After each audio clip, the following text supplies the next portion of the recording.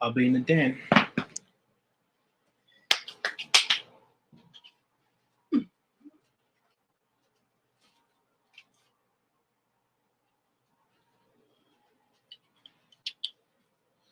After I spray myself, I smell musty.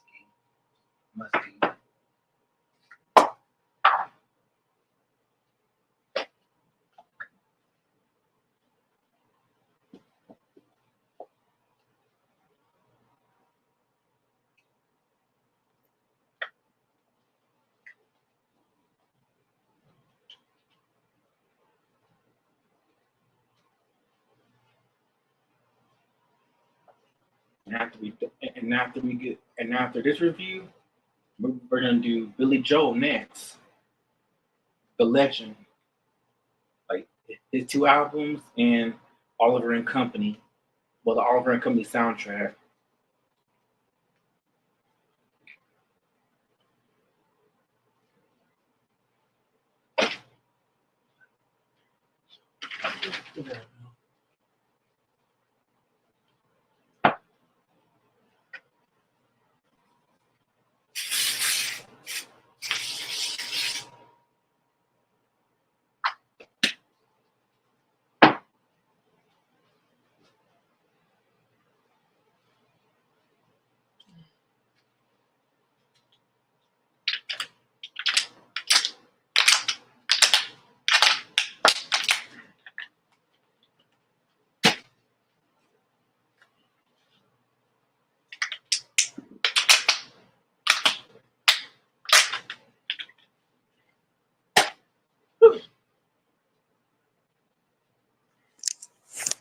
When Thanksgiving comes, I'm gonna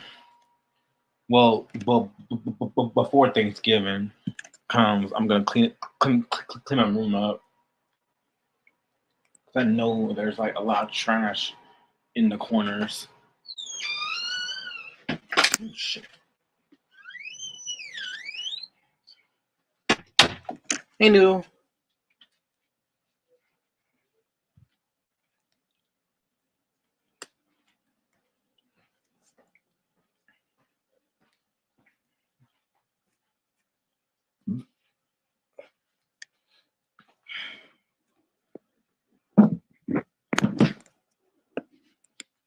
Now, get this computer fixed. Like mine's fixed. Like I don't know why I took my damn bathroom.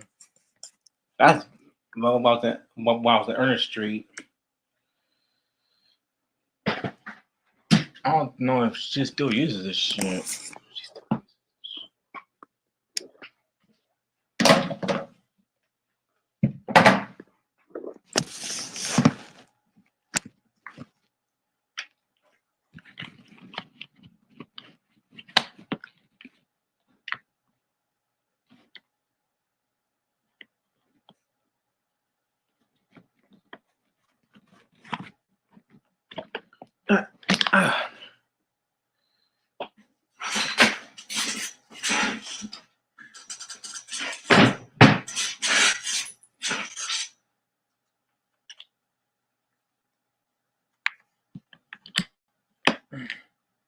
Right. Yo. Hey. Hey, what's good? Going good. It's good. Ready for Thanksgiving? Yeah, happy Thanksgiving to you too, man. You're welcome. I was asking, are you ready for Thanksgiving? Oh, am I ready for well, Thanksgiving, it's just, to me it's just another day, to be honest with you. I'm not really doing much of anything, to be honest. Well, I'm doing something the next day with some friends. So it's more like a Friendsgiving, so I'm looking more forward to that. What about you? Yeah, but I do a lot of cleaning around the house before Thanksgiving.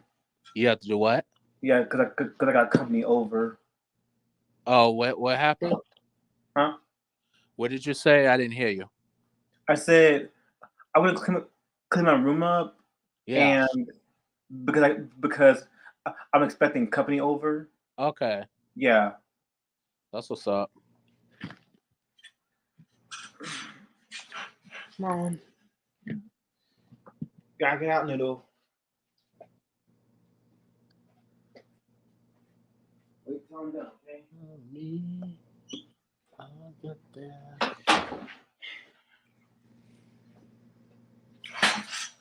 Talk to the cat. Ah, Yeah. There, right there.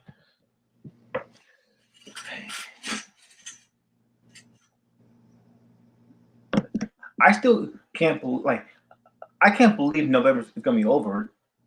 man, I know. It just came. It felt like it just came and went. Yeah, yeah. It just fly. Yeah, it did. Like it feel like we came from the first, then all the way here to the 20th. Right? I agree. Yeah, It's crazy. and also 2 days until Procreate June is gonna be released on November 22nd. Oh yeah. No, 1 day left because the day is the 20th. Uh-huh. So 21st is Tuesday. So it's gonna be released on Wednesday, Yeah, that's which what's the up. 22nd. Yeah, that's what's up. Yeah, that's like a full blown. It's like Procreate, but it's like Procreate like what if Procreate had a baby with Adobe? Right. Yeah, it's a full on animation now. That's what's up. You could just take your drawings from Procreate and import them into Dreams, and Uh-huh. you can use the and you can transform them into tracks where you can animate different parts of them. Right.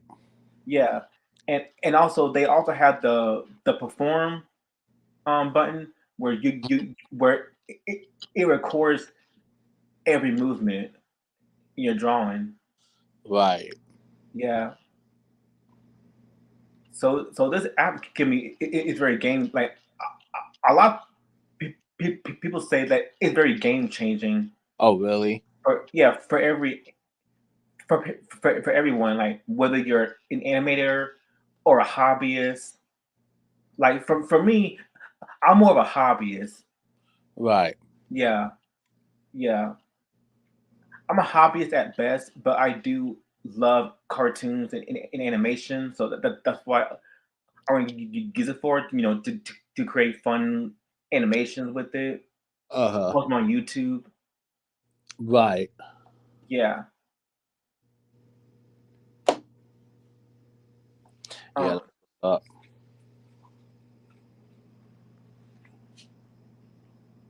how you do you know of comic dubs like c- comic dubs? COMICDUBS. I don't. So basically, they're like you take comic strips and you basically like it's basically you're dubbing over like the comics you made, Uh-huh. like like bring them to life. Essentially, like you're dubbing like you're dubbing them basically, voice acting, basically. So kind of like what they did in like movies like um because I know they did that in some movies, like some like animation movies, like I think Cabin in the Sky and um you know it's all the other movies that like all those other anime movies that originally from like China whatever, but then you have some English dubbing. Yeah. So this is what it looks like. I'm gonna do. I'm gonna use Margie Joseph's song's meaning.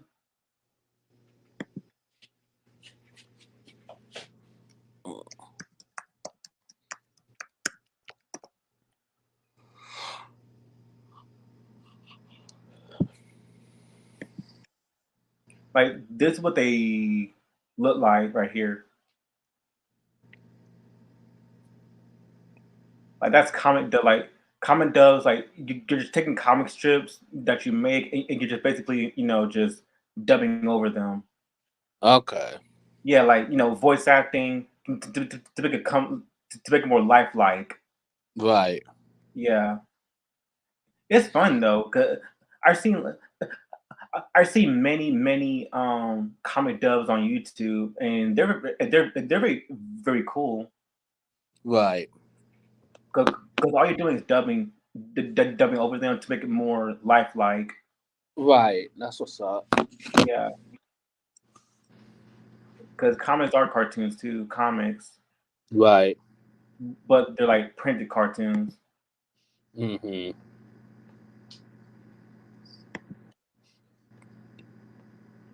So ready for Billy Joel? Yeah, that's gonna be a good one. Yeah, one of the legends, Billy Joel, Oliver and Yeah. Company, Billy Joel, Uptown Girl, Billy Joel. Yeah. Why should I worry, Billy Joel? Like Billy Joel was has a place in everyone's heart. I agree. Yeah, I mean he played freaking Dodger in Oliver and Company. That's still one of my favorite films. Yeah. Yeah, like it's very underrated. No one talks about it, Hmm. but because everybody because everybody wants to talk about and not hating, but everyone talks about like Cinderella or Sleeping Beauty or Right. Snow White, which they're classics, but Oliver and Company deserves a lot more love Yeah, I agree. because the reason why is that what separates it from other films that Disney made is that it's not a fantasy film. It's Hmm. like a slice of life adventure film. Like it's more like it's like a buddy comedy adventure side of life film. Right. Yeah, and also you also got the Great Mountain Detective, another film that is highly underrated. Like Yeah, I could agree with that. yeah,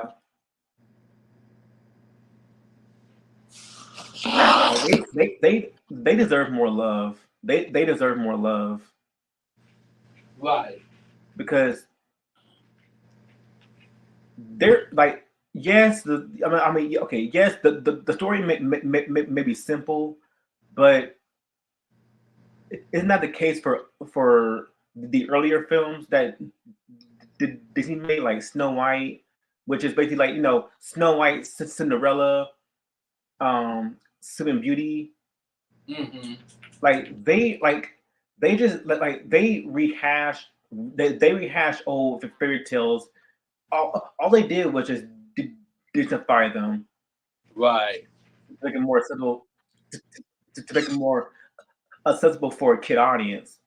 I Uh, mean, the only reason why they got a very high rating on Rotten Tomatoes, which is like a 100% rating, is because of its animation, voice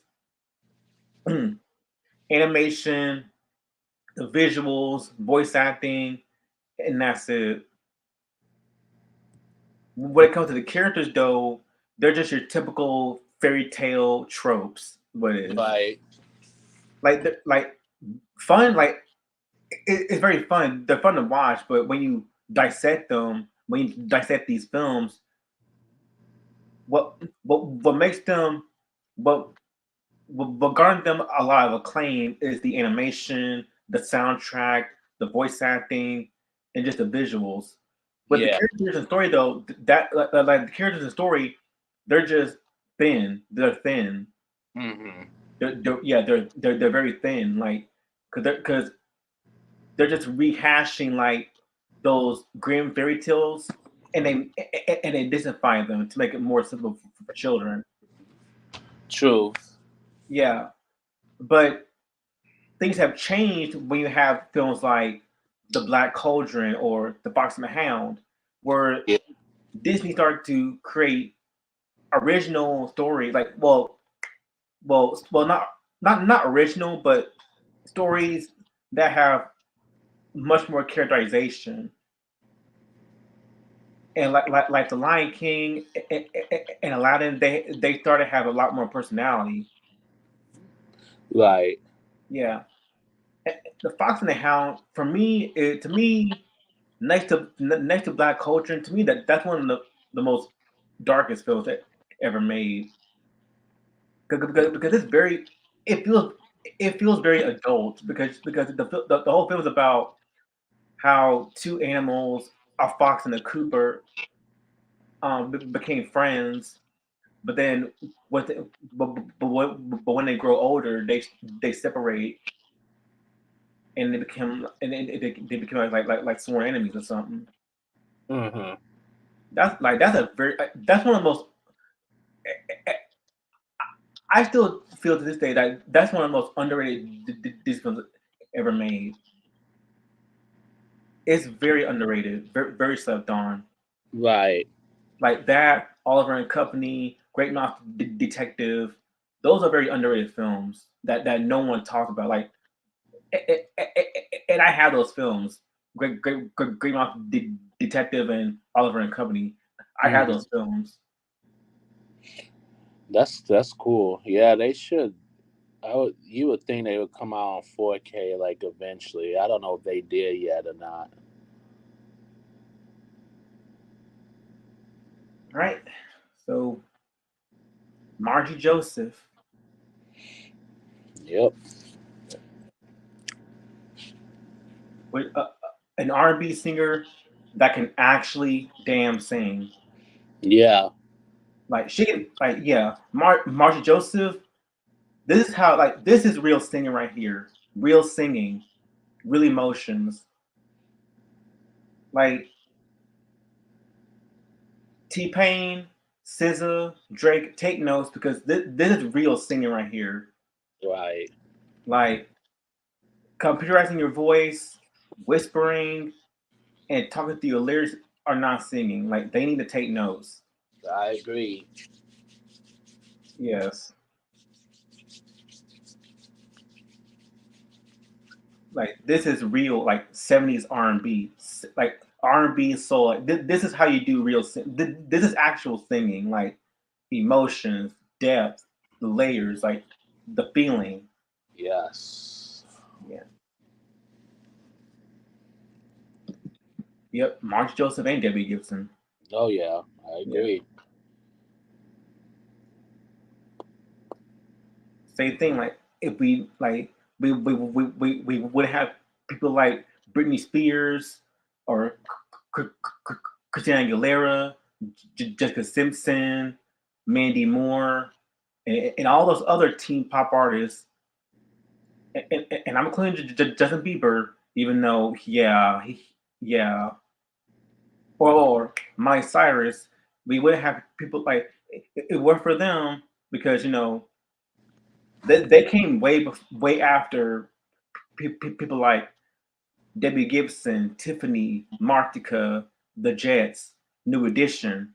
Right. Because New Edition, Martika, Debbie Gibson, Tiffany, The Jets, they all paved the way for the younger generation, like Miley Cyrus, Christina Aguilera, Britney Spears.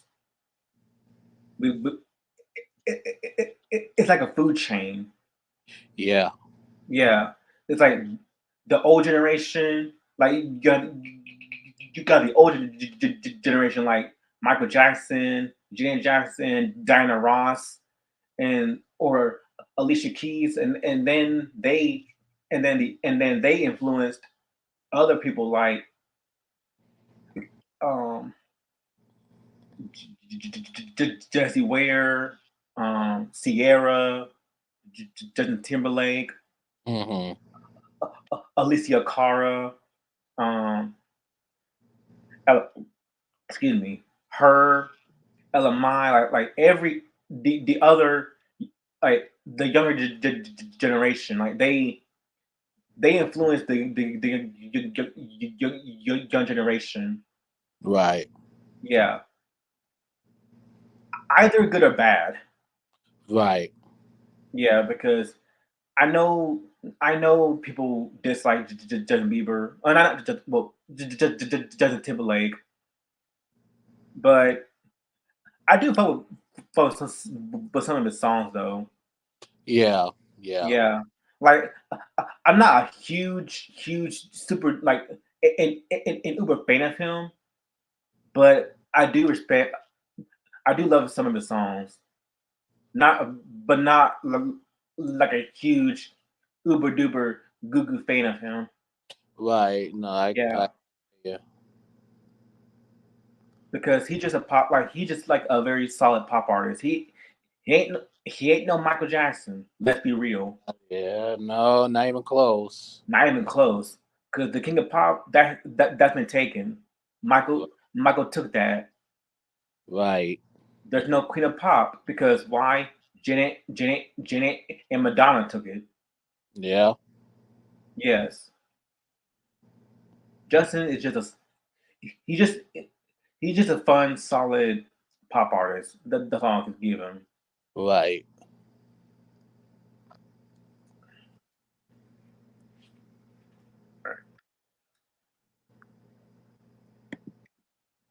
So you ready to start? Yep. I'm ready. Ready you are. All right. What's good, YouTube? This is Brishon Butler in the building, and I got my homeboy Mike with me. Yo. And today we're gonna do a double review on two albums. One is an R&B album, and the other is a pop album, a teen pop album.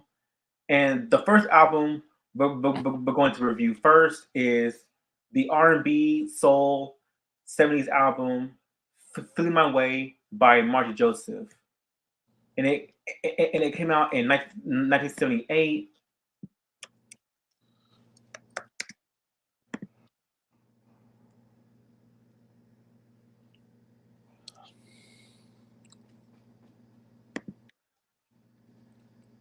Yeah, and there's no info. Like she don't got well. She she has a Wikipedia page, but I don't think she has pages for other albums though. Oh wow. Yeah, because no one really knows her like that. Right. Yeah. So Margie Joseph, Feel My Way came out in 1978 on the Atlantic label records, and and there's no singles for this album, unfortunately. But the genre for this album is funk, soul, R&B, and the style is soul and disco. Yep. So Margie Joseph is a very underrated singer, very underrated singer, and no one gives her the recognition they deserve because she came out like during the time where Aretha Franklin, Diana Ross were very big. Like they were very big. They were hitting the charts like crazy. And Margie Joseph was one of those women that she's a very dope singer, but she never got the respect that she deserves. Her real name is Margaret Marie Joseph, and she's an R&B soul gospel singer.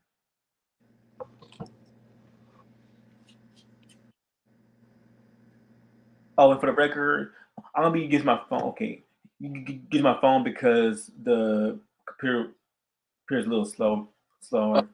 that's Yeah. So Margaret Marie Joseph was born on August 19th, 1950. She's an American R&B soul singer from Gautier, Mississippi, and she's a gospel singer as well. Her great success came in the 70s with a duet with Blue Magic on "What's Come Over Me," and her versions of Paul McCartney's My Love, and the Supremes, Stop in the Name of Love, which is one of the most famous signature songs from the Supremes. So Margie Joseph was born in Gautier, Mississippi, and sang in her church choir. In 1967, during her time attending Dillard University in New Orleans, where she studied speech and drama, she recorded some demos at the Muscle Shoals Sound Studios. This led to her debut on the OK label, Why Does a Man Have to Lie? In 1969, she signed with Volt Records of Dario Stacks and recorded the single "One More Chance" with producer Willie T. Her next single, "Your Sweet Loving," produced by Freddie Briggs, became her first hit, reaching number 46 on the Billboard R&B chart. Its follow-up, a version of the Supremes' "Stop in the Name of Love," also became a minor hit on the pop chart. Um, Number 96 pop and number 38 R&B. An 8-minute version of the track, arranged by Dale Warren, preceded by an Isaac Hayes inspired rap entitled "Woman Talk," was featured on her '71 album. Margie Joseph makes a new impression and received a lot of radio airplay. Her second album, Phase 2, in 1972, also featured a Supremes cover, My World Is Empty Without You, but failed to achieve the same success. She then signed to the Atlantic label and worked on 3 albums with producer Arif Mardin. Her vocals on her cover of Al Green's Let It Together garnered comparisons between her and Aretha Franklin. A string of R&B hits followed, with her version of Paul McCartney's "My Love" becoming her most successful record, reaching number 69 on the Hot 100 and number 10 on the R&B chart in 1974. Though Cashbox magazine placed the song at number 4 on the R&B chart. The next album, Margie, in 1975, is sometimes regarded as her creative peak. It contained the singles "Words Are Impossible" and "Stay Still," both reaching the R&B chart. She then recorded a duet version of "What's Come Over Me" with the popular Philadelphia group Blue Magic, giving her another hit, R&B number 11 chart. And in 1976, she moved to Caltillion Records to make the album "Hear the Words," "Feeling the Feeling," produced by Limit Dozier. The title track reaching number 18 on the R&B chart. Returning to Atlantic, she recorded the album "Feeling My Way" in 1978 with producers Johnny Bristol, but without great commercial success, and she was released from her contract. After recording an album with Dexter Wenzel for the WMOT label, which went unreleased after the label closed down, she decided to turn to a teaching career. However, in 1982, she recorded the single "Knockout" for the small HCRC label, and it became her last big hit, reaching number 12 on the R&B chart. She re-signed to Caltillion and recorded the 1984 album "Ready for the Night" with producer Narada Michael Walden, but was then dropped by the label. In 1993, hip hop female trio Salt and Pepper used Margie's 1970 single "Your Sweet Lovin'" for their hit single "None of Your Business." Wow. She returned to work in human services while also recording a gospel album, "Latter Rain," and released in 2006. Many of her earlier recordings have been reissued on CD. There's also a CD which features Margie, Blue Magic, and Major Harris recorded live at the Latin Casino in Cherry Hill, New Jersey, released in 2006 on a collectibles label. So that's all you need to know about Margie Joseph. Very, very underrated singer that deserves a lot more recognition.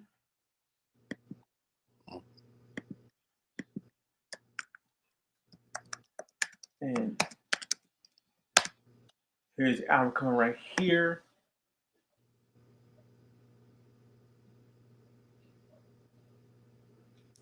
Oh, wrong one.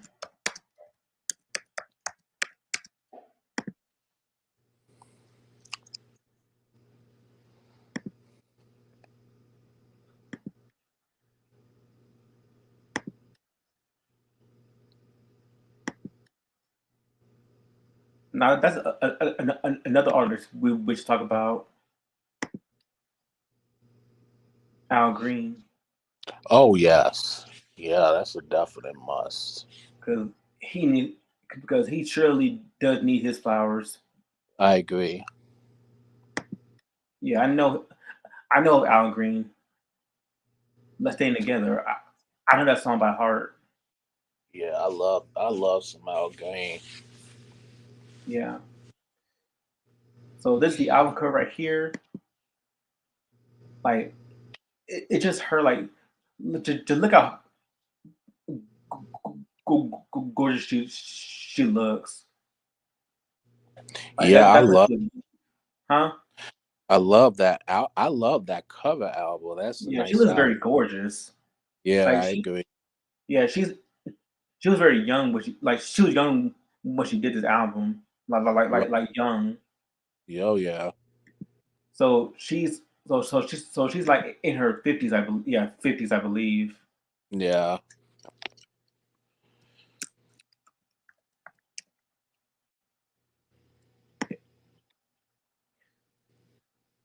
Yeah.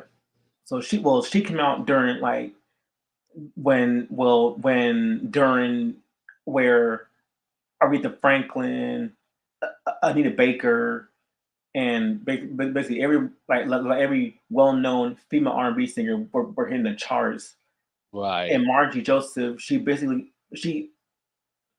a very dope singer, but she never got the recognition. So she's 73.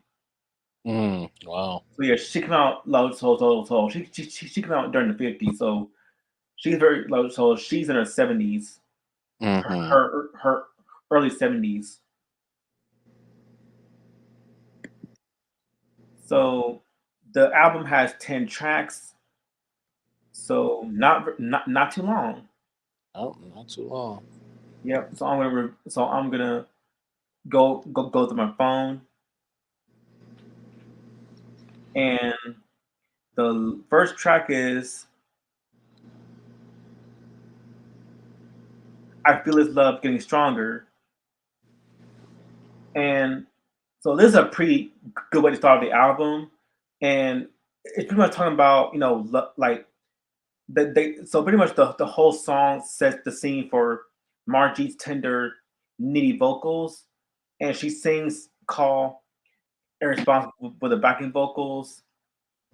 So pretty much the whole song is about, you know, she feels the love, she feels the love of her the love of her lover getting stronger and stronger, and she can't hold on for much longer.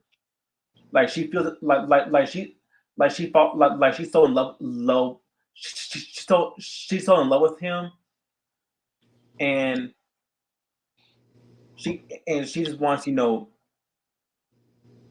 she's the one to feel tender love is what it is.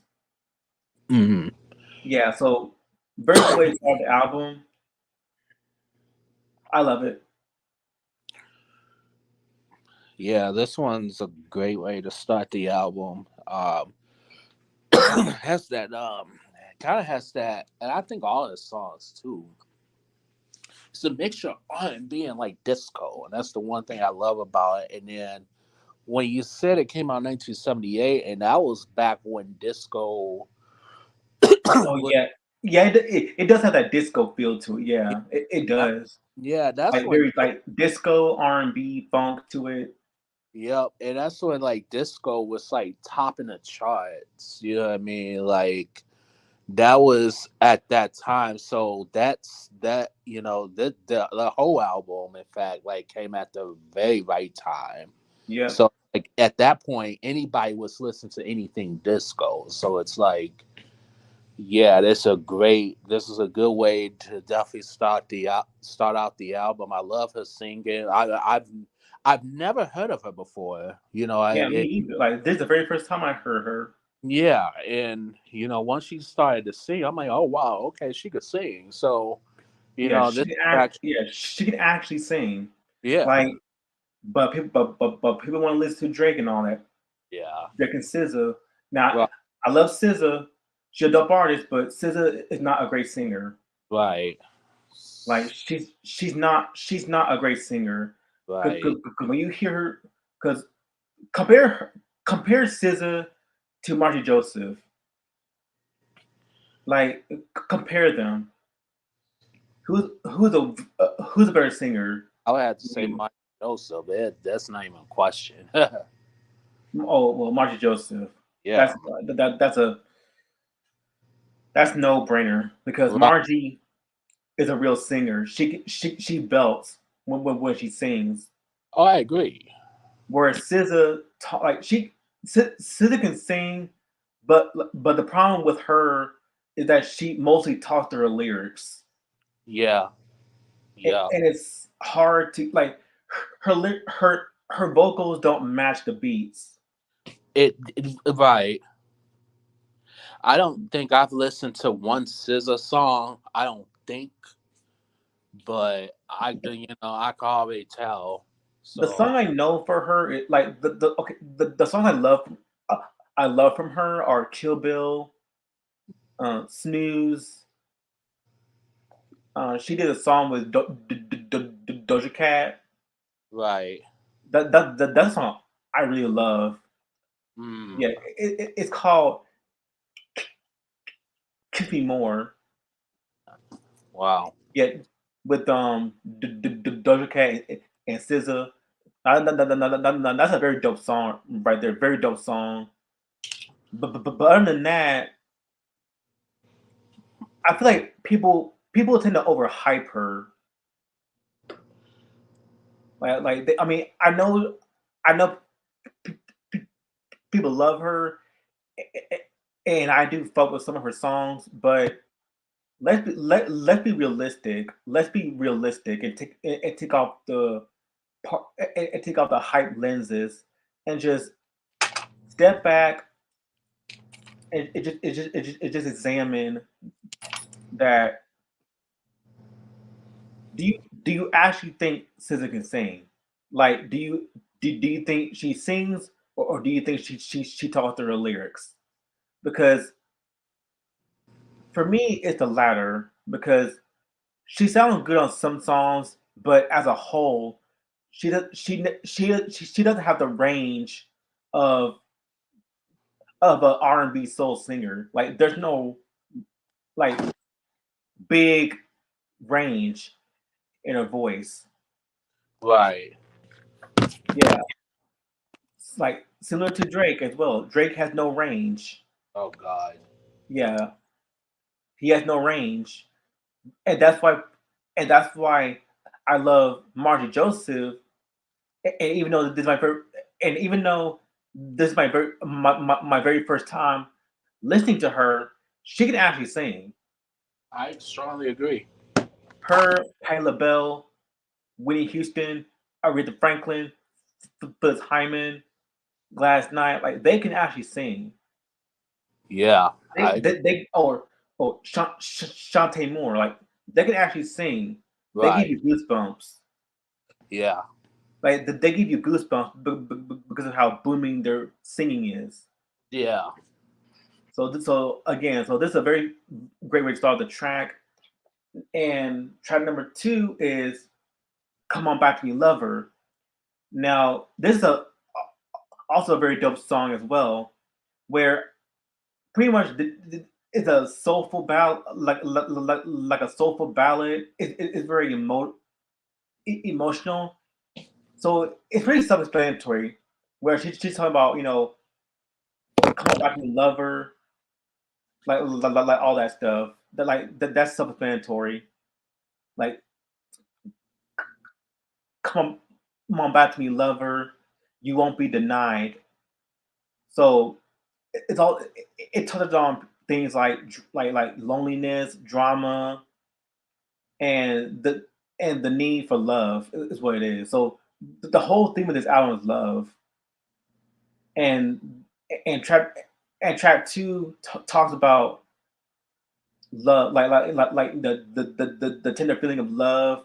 You don't want love to leave you, essentially. So very good way, very good, very good song. I love it. yeah. This one's a good song as well. Um, I like this. I like her vocals. I think her vocals was fire. Um, pretty dope second track on here. You know what I'm saying? So I love it. I like it. Hmm. Yeah, it's kind of hard to find like the meanings because again, no one really knows her like that. Right. Yeah,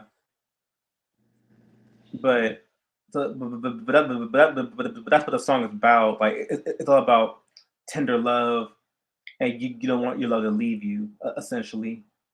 So it's not like nothing groundbreaking, but it's not it's nothing groundbreaking. Is what I'm saying. It's nothing groundbreaking, but it's a song where you just actually listen and you just feel the anger and the frustration in her voice. Hmm. So let me go back. So track number 3 is "You Turn Me On to Love." Pretty a pretty nice song. This is like slow, soulful soul ballad. Like it's a down tempo R&B song, and again, similar to the 2 tracks, Margie delivers a tender, heartfelt vocal. Cooing harmonies, percussion, and piano join the rhythm section, and everyone plays solely. That includes the crystalline guitar that replaces Margie's vocal. Then, when Margie returns, nobody risks overpowering the beauty and emotion of Margie's vocals. So, pretty much, again, self-explanatory. You turn me on to love. It's pretty much a song that talks about you turn me on to love, and I love you so much. So that's what the whole song's about. Like it's basically about I love you so much, and then you turn me on to love, and I want to spend the rest of my life with you. So pretty nice song. I like it. I like it too. It's a pretty nice song. Um, like the vocals. So yeah, this is a pretty decent song. Yeah, pretty decent. Yeah. Now track 4 is I love talking about baby. Uh, um, pretty nice song. Pretty nice song too. Very solid song where it talks about again I love talking about babies. So pretty much love again. So pretty much it's all about love, and she's she's thankful that she's found a man that she loves. Right. And her vocal, like again, her vocals are very tender and very soothing. So very nice song. I like it. It's pretty solid. Very solid. Yeah, this wasn't too bad. Uh, Yeah, yeah, like this. when it comes to this album, I'm I'm more of like her like the of a dance disco. Like when it comes to the disco dance, that's where I guess. Right. Yeah, I love the dance disco parts, but Yeah. I do enjoy down tempo R&B. Like I, that's where that's where like you just enjoy like the lo-fi relaxation. So this album is a mixture of dan- danceable disco funk soul tracks, but it also has but it also has that relaxing that relaxation calmness to it. yeah, I Yeah. agree with that. Now, one of my favorite songs, one of my favorite songs off of this album, he came into my life. Now, this is a very dope song here. It's a mid-tempo dance track, and this marks a change of direction from Margie. It really suits her. So that's the case from the pounding drums, fucking guitars that set the scene for Margie. Her vocal is sassy and wistful. That doesn't stop Margie making the song swing. With harmonies for company, Margie grabs the song and makes it work. Stabs a piano, chiming funk guitars, and a sultry horn combining to transform Margie into a disco diva during this the delicious dance track. So pretty much the whole song, he he came into my life is a song where she's talking about she like going back to track four. She's glad that she found a man that she loves, and he came into her life and just gave her the life that she always wanted to live. So very dope song. Love it, love it, love the song. Yeah, I like it as well too. You're right about one thing. This definitely suits her because you had that disco dance, and it's just, it definitely elevates the whole song. So I enjoyed it. I think this was one of the songs that I was kind of dancing to while I was at work. So Oh yeah, like it's very danceable, yeah, very danceable. Like that thing about this album, like it mixes both that danceable, the danceable tracks with the calm, relaxing tracks. like Now, track six is "Pictures of a Clown." Uh, pretty solid song right here, where it just where March where I love like the I like the the uh, pictures of the pictures of the yeah, pictures of the clown is a very solid song. Um, Now this is where she goes back to her down tempo, that slow, calm, down tempo beat, and her vocals veered between tender and heartfelt to more than dramatic. And when you think of how you describe picture of a clown when it comes to the theme of the song in your own words, a picture of a clown. yeah, And if and you talking about related to the song, yeah, picture of a clown. It could be anything. It could be like just a picture of a clown, like from a horror movie, or a picture of a clown as a person who acts like a clown. I mean, I don't know. That's a good question. Yeah, cause I'm trying to find like what she meant by that, like what she means by picture of a clown. Right. I mean, Yeah. unless she's mentioning somebody or calling somebody a clown. Well, let me look at the lyrics. I think the lyrics can help, Yeah. even though Spotify don't give you the lyrics. Right. Yeah, she don't got no lyrics to any of this. They yeah, they don't got no lyrics to her songs, Wow. which is crazy.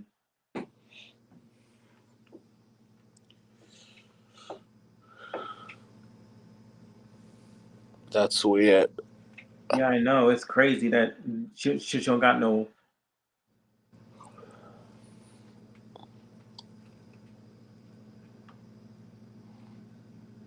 Hmm. Yeah, like if they give if they get if they have lyrics for other artists, then they should get it for hers too. Yeah, you would think so. That way we would know what the song like what she's referring to. Right.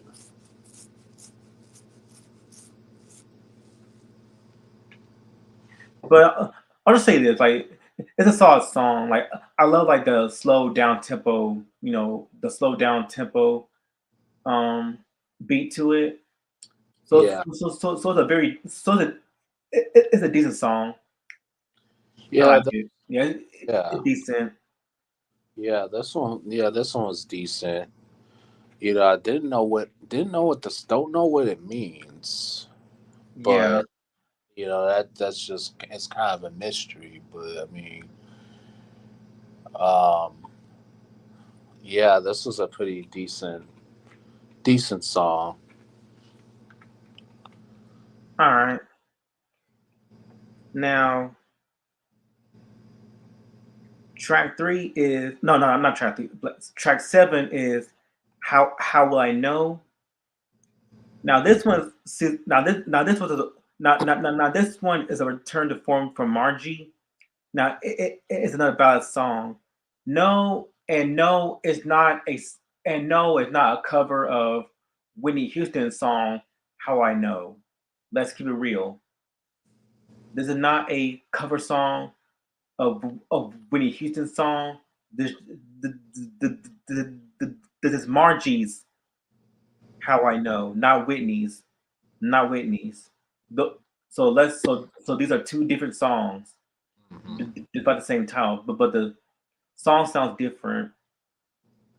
So how I know see the return to form from Margie is is not is another ballad where Margie unleashes an immortal, immortal powerhouse. Just like so many other tracks, Margie's vocals is created upon sways of the luscious strings.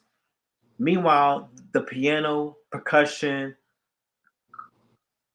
crystalline guitar, and rhythm section provide a backdrop for Margie as the arrangement flows along. And also, it reminds me of early Anita Baker. Right. Yeah, the way the sound, how the song sounds. It sounds what like you would hear from her very first album. And I'm referring to Anita Baker. Yeah, her first album. So that's the quality of this track, which is easily one of the highlights of "Flip My Way." So very, very, very solid song. I take a leave it because Yeah. Margie because no Margie does because Margie her vocals like she does it like she does her big on this song.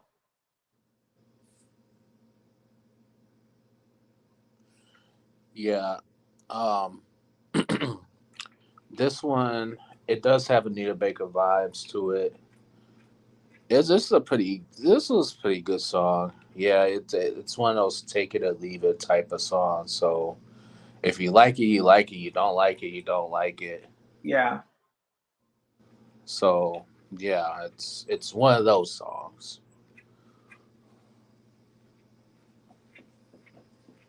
Yeah, it's one of those like it's solid, not groundbreaking, but solid. Right. Yeah, yeah. Um, Track 8 is "Love Takes Tears." Very dope song right here, and this is a mid-tempo dance track. And again, it's a track that should have found favor with DJs. So I'm reading from Derek's musicblog.com. That's where the information. That's where I'm getting the info at. So "Love Takes Tears" is a mid-tempo dance track. Again, it's a track that should have found favor with DJs. Sadly, it passed them by. The arrangement just meanders into being. Gradually, it unfolds when charming guitars, lush strings, piano, and the rhythm section combine. A flourish of a piano is a signal for Margie to strut center stage. She delivers a feisty, sassy vocal. Harmonies accompany Margie as the song swings. Margie and her backing vocalists play leading roles. So does bassist James Jamerson Jr. and a jazz teen guitar from Lee. Reed Rittenor, who like Margie, showcased their talents during Love Takes Tears. And let's see if they got the lyrics for this song.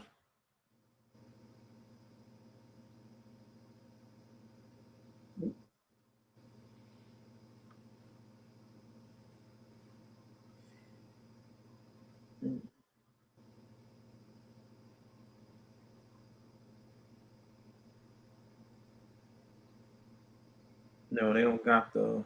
Well, they got the top of the name love, the top of in the name of love lyrics. But where's the? Oh, there you go, right there. Oh no, no, they don't.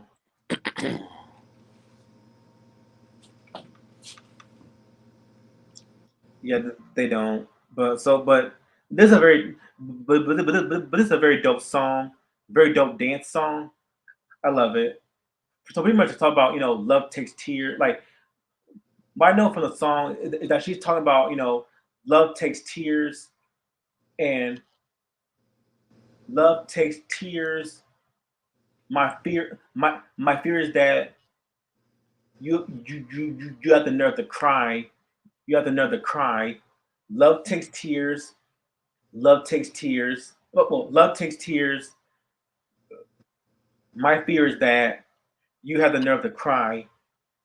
You have the nerve to cry. Love takes tears. My fear is that you have the nerve to cry. You have the nerve to cry. So yeah, that's how the lyric goes. So very dope song. I love it. Yeah, I love it too. Um, very very good song. Like the lyrics, like the sound. I love it. All right. Now track number 9 is "All Goodbyes Are Gone."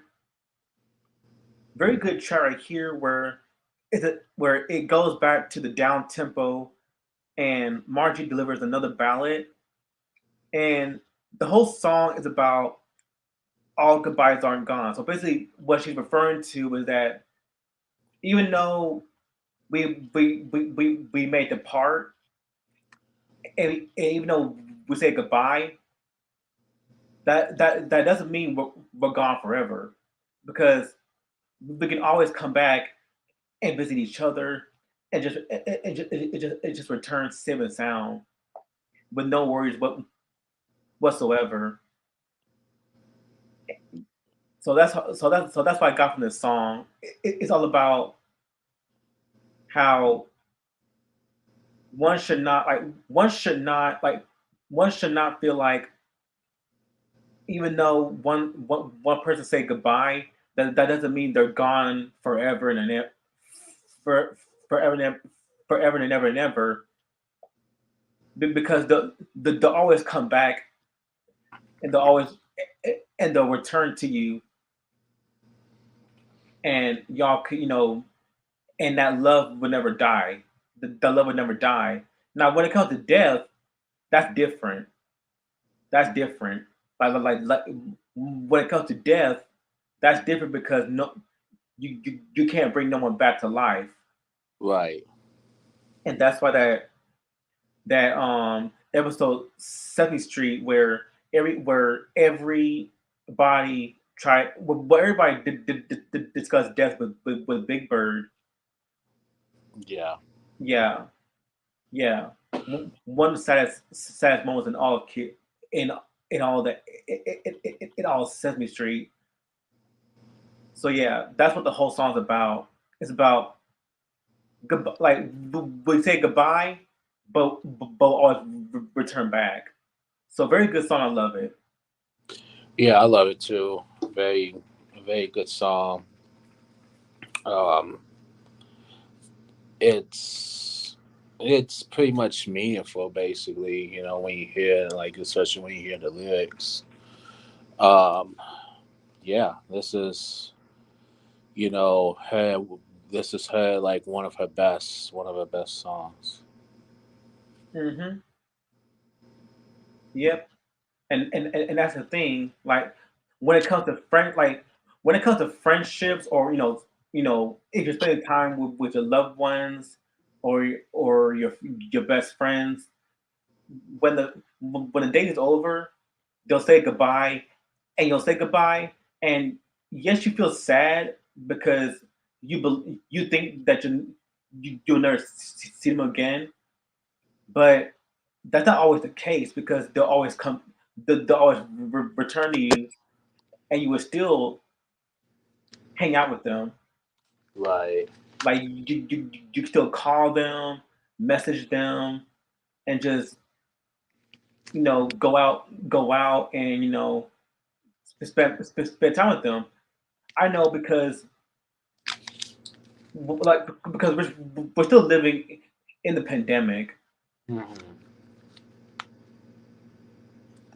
There, Yeah. yeah. So what I'm saying is that we're still living in the coronavirus pandemic, era, Hmm. and I do miss, I do hang out with my friends, but especially, but sometimes I do miss hanging out with my friends because of the Right. whole pandemic, because of the whole coronavirus pandemic thing, Right. and also the fact that I work on weekends as well. But Hmm. but but but I still have the time to to spend time with them, like during my day offs from work. That Right. way, that way I don't end up looking like I'm living in some secluded environment. Uh huh. Yeah, and that's yeah, and that's and this song resonates to everybody who been in situations where they believe that whenever someone says goodbye, they never come back. But it's not always the case, because goodbyes aren't always forever, and because they'll always come back, and you'll still socialize with them, still hang out with them, and you can still love them no matter what. Right. Yeah, but when it comes to death, that's different. That's way different, because, like I said, when someone dies, you can't you you can't bring them back to life. Hmm. They won't return. The only thing you have left, the only thing that never dies is the memory of them. Right. Yes. So this song is very dope, very dope. because it resonates to everybody who's been in that situation. Now, the last track is "Discover Me," and you will discover love. Now, this is a very very dope way to end off the album. It is a disco dance track that closes off feeling my way. So Margie heads for the dance floor for her Atlantic Records Swan Song. It's a real fusion of influences. There's everything from soul, funk, jazz, and even a twist of country from Margie. Right. It's a compelling track where hooks haven't been rationed. Mm-hmm. Margie's vocals is sassy and sultry, while the funky, pounding rhythm section drives the arrangement along. Meanwhile, disco strings dance, flourishes of keyboards and sassy harmonies accompany Margie as struts her way through this dance track. So very dope song, and very dope way to end out the album. Yeah, this one is I love this one. I caught myself singing along with it too, like especially like towards the end of the song. Um, this one's a great way to end off the album. Love the disco, loved the lyrics, loved everything about it. So I definitely approve of this. I definitely approve of this song. So, but hey, I'm gonna have to run home. So um, I will be back on here like in a little bit. All right, I'll give So my thoughts on the album, and you oh, give your thoughts on it too once you come back. okay, yeah. When I come back, yeah, I'll give my thoughts on the album. All right, Home and I will be right back on here. all right, Okay, later, all right. later.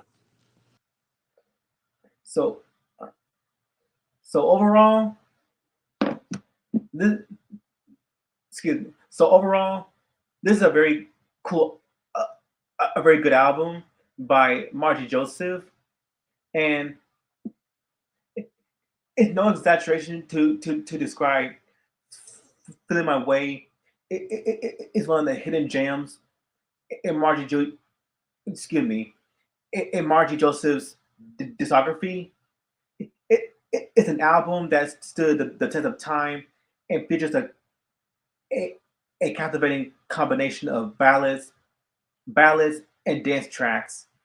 Margie is at her best on the ballads. She breathes life, meaning, and emotion into the ballads. That's why Margie Joseph was one of the most talented soul singers of the 70s. Her Atlantic Records swung song "Feel My Way" is a soulful hidden gem and one of the most underrated albums in Margie Joseph's discography. Yeah, most under underrated. So with that being said, I'm giving this album a thumbs up because this is an album this is an album where if you enjoy real singing, like real actual singing from an artist that puts a lot of hard work into their music, then this is the one for you.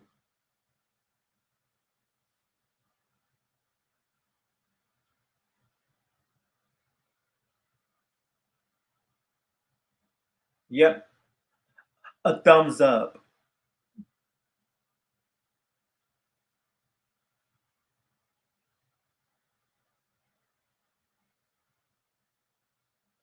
In a way, and it, yeah, in a way from and I'll wait for Mike. Wait for Mike to come back so that he can give his thoughts on the album, and we'll switch. It will go to the second album that we're going to review, which is Out of the Blue by Debbie Gibson. Sorry, I can't talk today. Let me.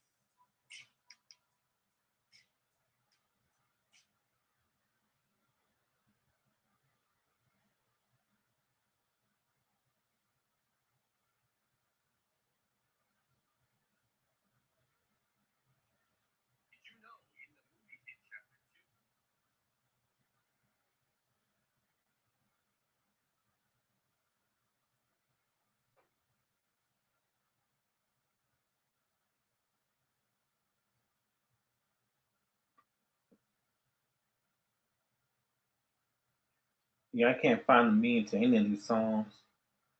Well, track 6,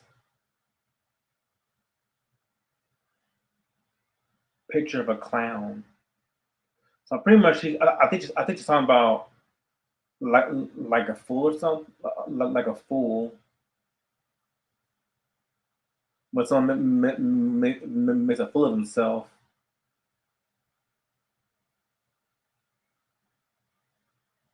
like when it comes to love, like people tend to make a fool of themselves. I think that's what she's referring to.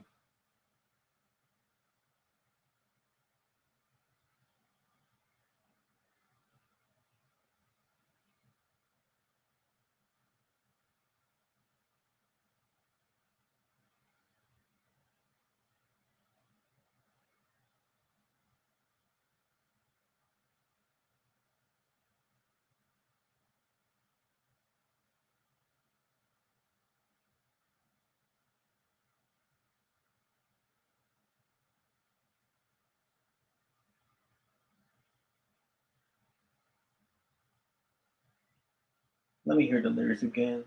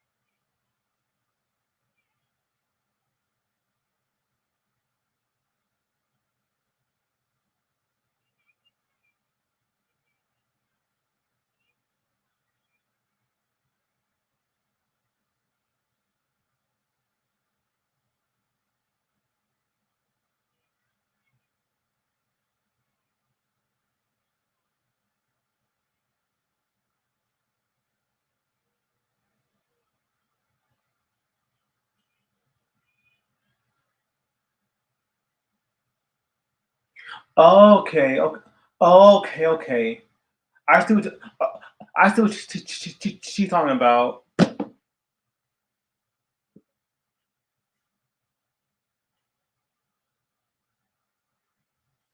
So based on the lyrics, "Picture of a Clown," she's pretty much talking about how she's in love with a man, despite his how silly he sometimes acts. Like he makes her laugh and cry, like all emotions, but she still loves him no matter what. That's what that's what the song's about from the lyrics alone.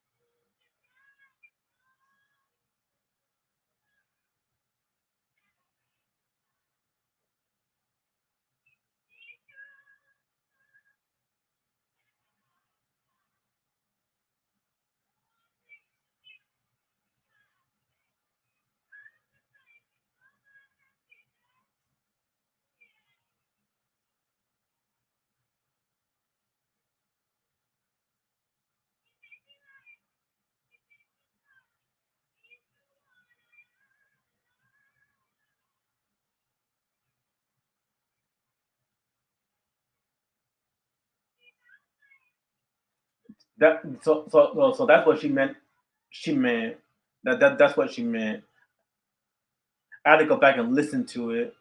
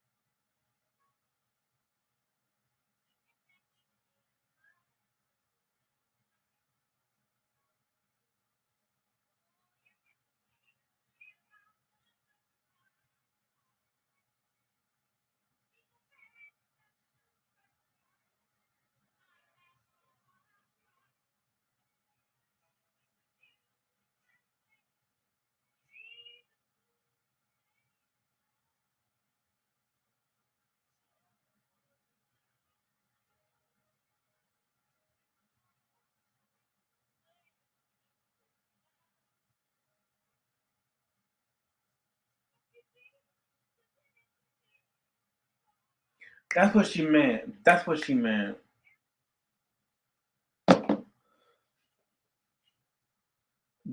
That was dumb. That was so dumb of me. That was so dumb of me. Damn. So essentially, she's talking about how she loves her man, and she's basically talking about when she thinks about picture of a clown. Basically, she's talking about how silly he is, how he never wears his frown upside down, no teardrops. So pretty much he's like this very cheerful, upbeat person that she admires and she loves him, despite how silly he may act at times. Like he pushes her her emotions, like her every but of her emotions. Like he makes her laugh, he makes her cry, and she's the one. She's the one that she. Oh, he's the one that she idolizes. There you go. That was so. That was so stupid of me. That was so stupid of me.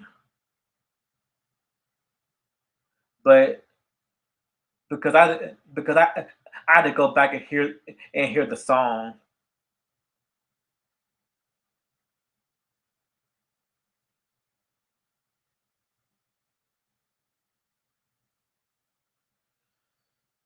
That's what she meant.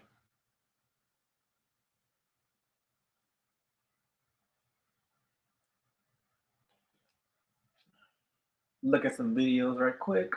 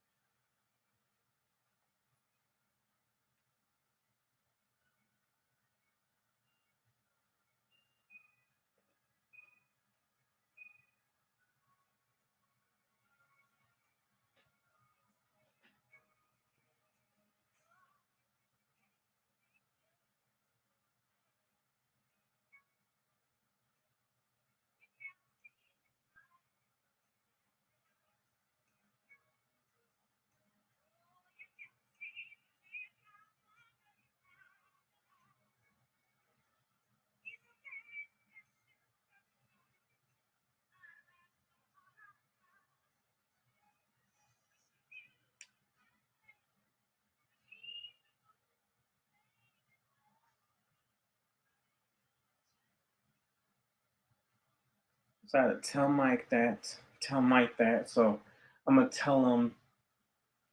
I now I understood the song.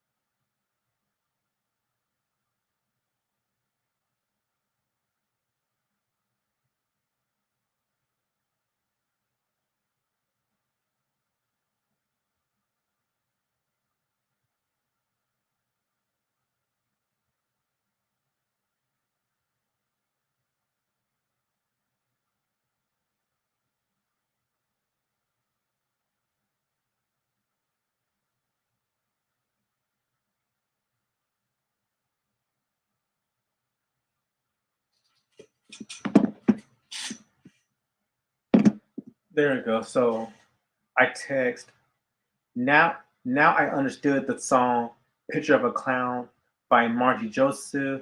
She's pretty much talking about being so in love with a man that she idolizes or or infatuated with, and how she refers to him as the picture of a clown, meaning that he makes her laugh, he makes her cry, and he's the one that she idolizes. She also addresses that he's a very special person that never ever frowns or sheds a tear. There you go. Boom. There you go. There you go. All I had to do was just go back and listen to the song again. There you go. Because the internet, they don't have no meaning, no song meanings to any of her songs. And that's crazy.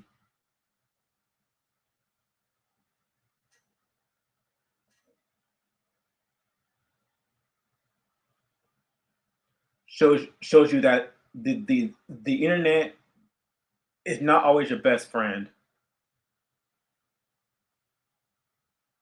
Not always your best friend,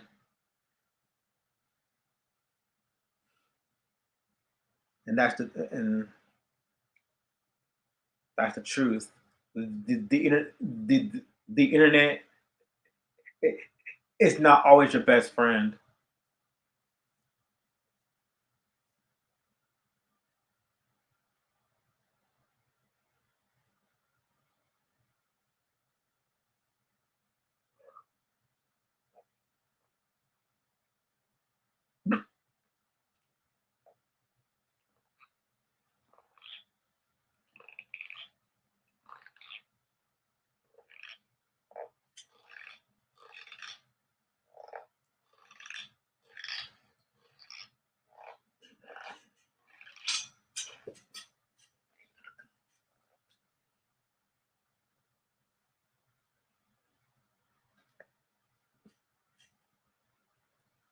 Now I should watch some.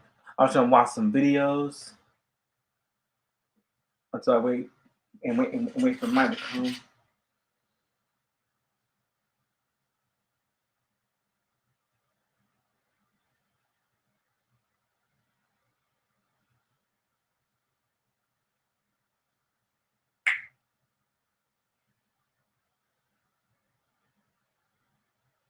Oh, okay.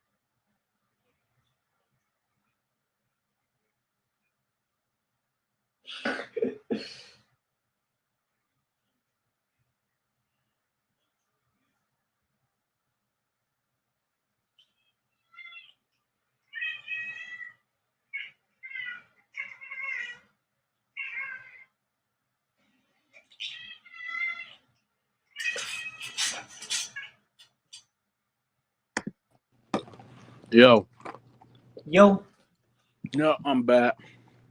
yep. I yep.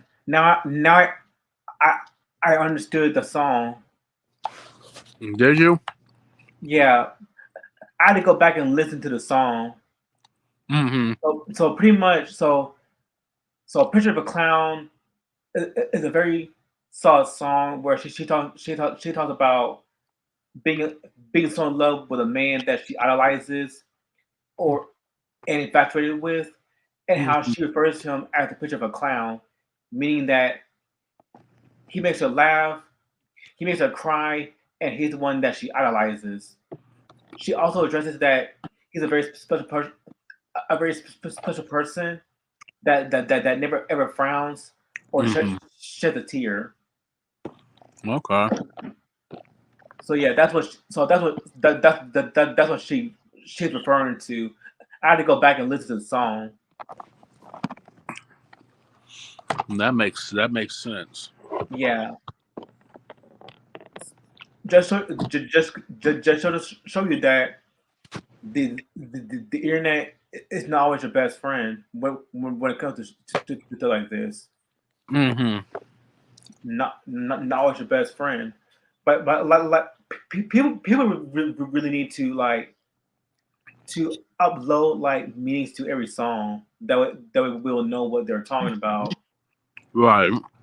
Yeah, yeah, but yeah. So I had to, so I had to re-listen to the song and understand what she was talking about. Yeah, Yeah, that's good. yeah. So, what's your thoughts on the album? Pretty dope album. Um, I actually love the production, and for 1978, it was really good. You know, what I mean, you had R&B with the mixture of disco, and stuff like that. I think she did a thing on this album, so I give it 2 thumbs up. Yeah, like a good mixture of R&B, disco, soul, and funk. Yep. Yeah, and that's very dominant in the 70s, 80s, 60s, 70s, and 80s, Right. 90s as well. But it's very dominant, very dominant. But she came out at a time where Anita Baker, Aretha Franklin, Diana Ross, they were very big, and she just got Right. swept under the rug. Mm-hmm. Yeah, Right. and she has other albums too. Yeah, Nice. she got her other albums too that I'll definitely listen to sometime in the future, Right. or Definitely. or maybe now. Right. Yeah.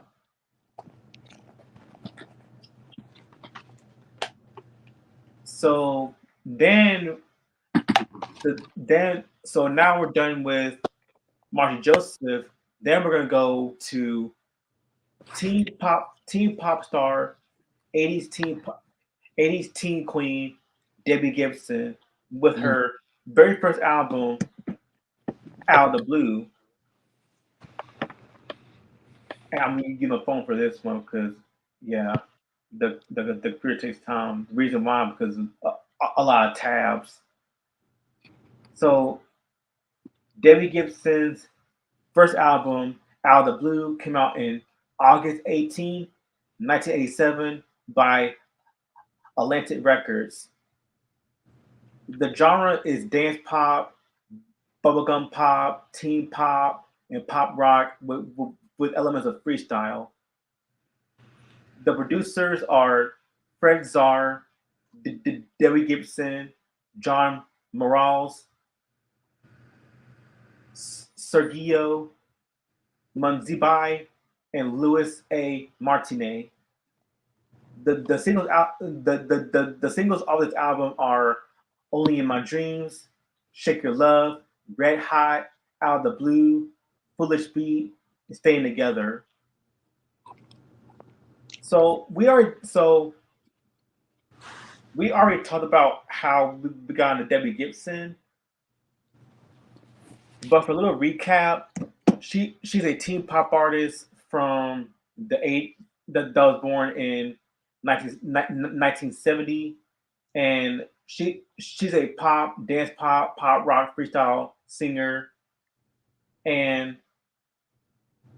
she was born in Brooklyn, New York, on August 30th, 1970.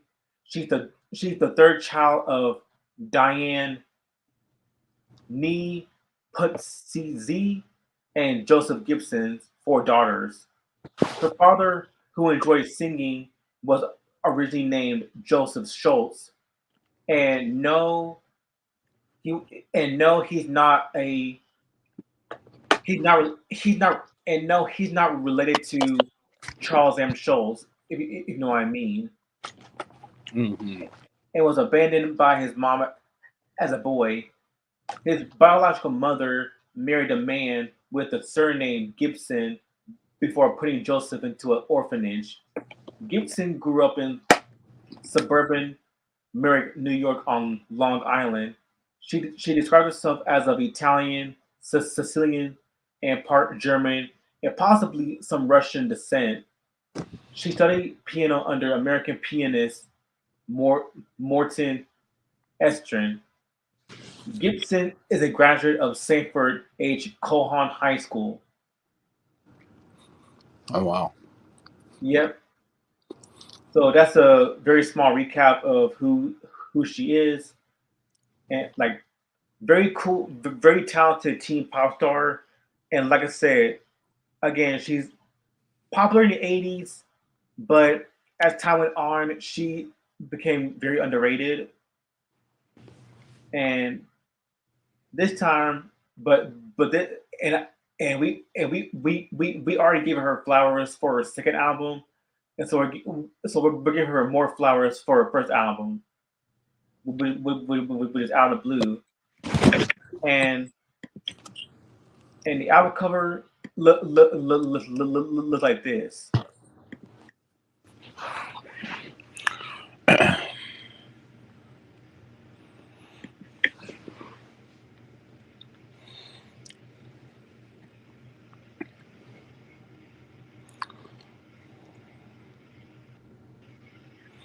So this is the album cover right here.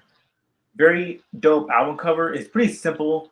It's just Debbie Gibson, just being like your ordinary teenager at the time. She was a teenager at the time.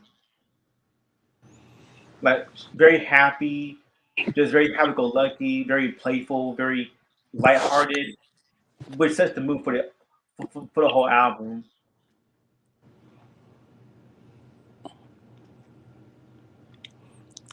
And so the oh wait, that share add a stage. There you go. So yeah, that's how it looks. Mm. Like very happy-go-lucky and very lighthearted. Like there's no like that, and that fits the whole album. Like it's very poppy, very lighthearted, Mm-hmm.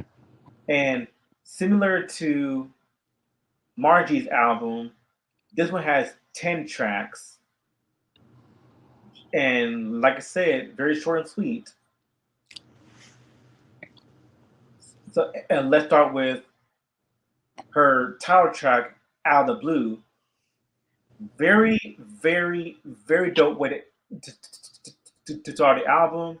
This is my favorite. This is one of my favorite songs of the album, and I love the lighthearted mood of the whole song. It's very poppy, it's danceable, and I just adore Debbie's vocals. Like again, she can actually sing. Mm-hmm. She can definitely sing, and pretty much what she's referring to in this song is that the lyrics of the Debbie Gibson song "Out of the Blue" describes the sudden realization of falling in love unexpectedly. The singer had always thought that everything was fine without the person they are addressing in the song, never knowing they would be theirs. However, suddenly their world changes and they wondered why this person only needed one smile to make them fall in love. The chorus repeats the sentiment that love appeared before their eyes out of nowhere, and the singer never thought she had the ability to realize what love was. Yet now they're in love. The second verse goes on to reveal the yearning of the singer for this person they have fallen for, expressing their increasing love for the person every day. They know that without this person, everything that they were working towards, including their dreams and tears, happened for naught. The last few stanzas of the song, including the repetition of the chorus, emphasizes how much the singer has come to love this person, stating that it's like a dream come true, even though they thought they would never fall in love. The love did appear out of the clear blue. So very dope song, very dope production by Debbie Gibson, Debbie Gibson and her team, and and again, I love Debbie's vocals. So very dope song. I love it. This is a great way to start off the album. I've heard this song when I was younger, and we live in that song. This is one of my favorite songs off this album. And 1987 was, I'd say, me personally, a very good year for like everything, like albums, movies, etc. Like it's the late 80s, and then you had like the teen pop like came more into play. Like music was starting to change.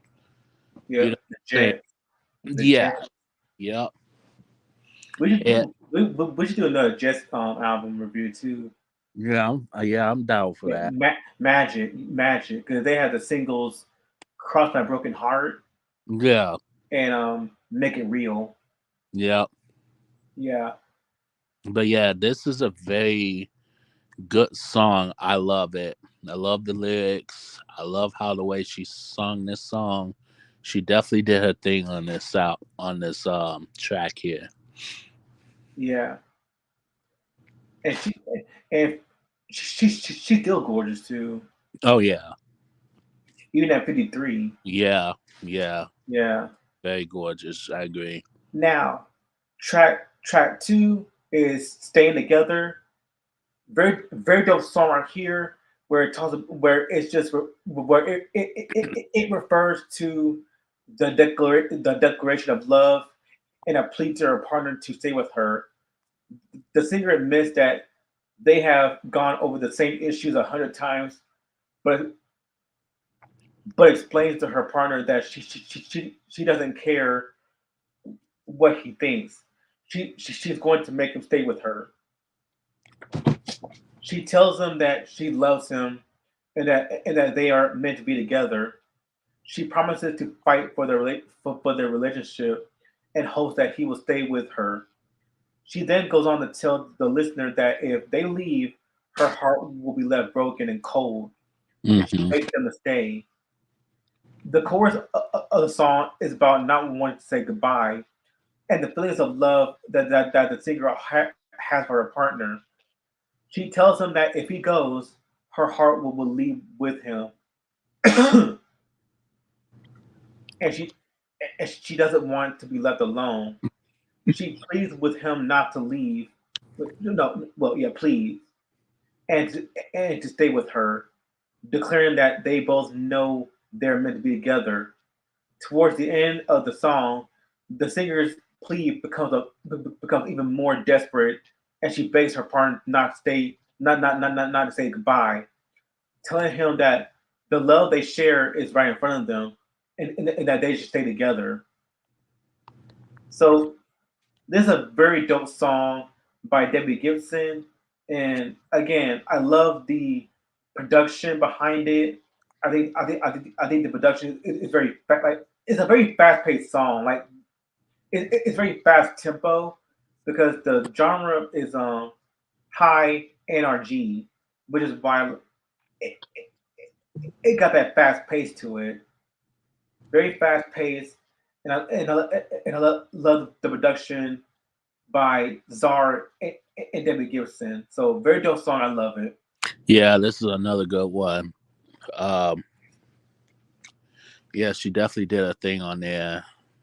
This is something I could listen to again. So I love it. All right. Now her most notable, her most famous track, "Only in My Dreams." Very.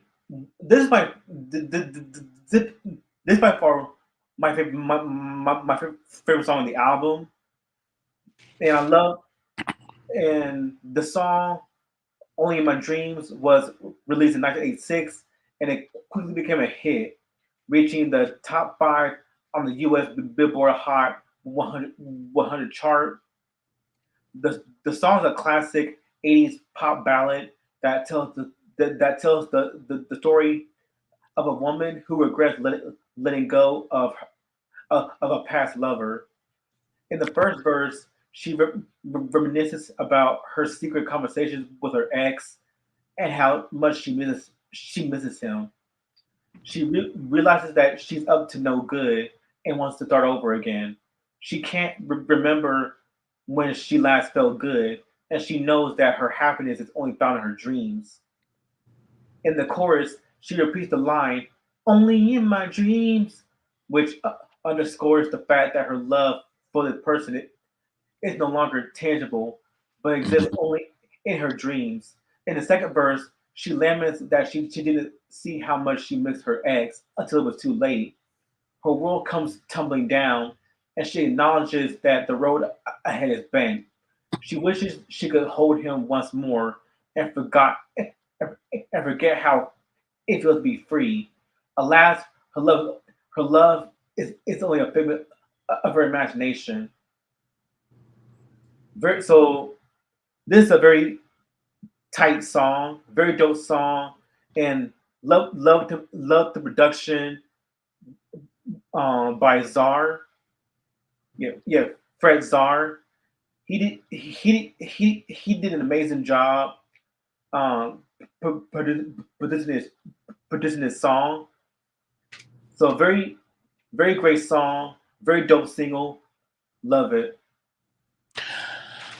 This is one of her signature songs too, and I love it. Yeah, I've always loved this song. And it's kind of it's kind of, I'm not gonna say it's catchy, but it's just more like you want to sing with her when she's saying only in my dreams. Yeah, Like that you is a like very dope. That's very dope. it is. Like you feel it. Like I feel that song. I love this song. Like one. How it feels good to be free. Yeah. Yeah, one. It's definitely one of her best songs. It's definitely one of the best songs of the '80s. That and Out of the Blue. Yeah, she got many other hits too. Yeah. Yeah, on this record, did on this album. Which, speaking of another hit, another favorite song of mine, uh, uh, uh, another favorite of mine, "Foolish Beat." Mm. Yep, very awesome song right here, where she's talking about that depicts the aftermath of a failed relationship. The opening lines describe a time when broken hearts and dreams seem like a thing of the past, and how individuals would simply wish upon a four-leaf clover to fix any problem in their romantic lives. However, this has now changed, and the singer has been forced to face the reality that sometimes dreams don't come true. This newfound understanding was triggered by the day she left her former lover, something that she now regrets deeply. As the song progresses, she reaffirms her love for her ex-boyfriend, stating that she could never love someone else the way she loved him. The memories of their good times together and the pain of their separation continue to haunt her, resulting resulting in an intense feeling of sadness and regret. She references a foolish beat of her heart, indicating that the relationship failed due to her own impulsive behavior, regardless of how much she valued it. Ultimately, the song conveys the message that the internal battle between wanting to love someone and having lost that someone is one of the most heartbreaking experiences an individual can go through. So very awesome song, very dope song, and I love and also Foolish Beat. This single top, yeah, like I said, it topped the Billboard Hot 100 chart on June 25th, 1988, giving giving Debbie Gibson the record at the time for the youngest person to write, produce, and perform a number one single entirely on her own at age 17. And, she, and, and to this day, she remains the youngest female artist to achieve this feat. So very dope song, very dope production by Debbie Gibson. So she wrote and produced the song. So very dope, very dope. Love the song Yeah, by she did. her. Yeah, she definitely did a thing on this, and I don't think it now in this generation. I don't think anybody at the age of 17, who writes and produces their own song, I don't think they could beat like Debbie Gibson's like record. And it's just funny because, well, at that time, 1987, 1988, that was that you had great singers, you had talent. You know what I'm saying? And Yes, now you just got garbage.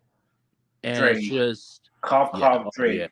Cough yeah, cough Soldier Boy. yep, Yeah, yeah, Soldier and Boy. Eventually, yeah, yeah. It says yeah.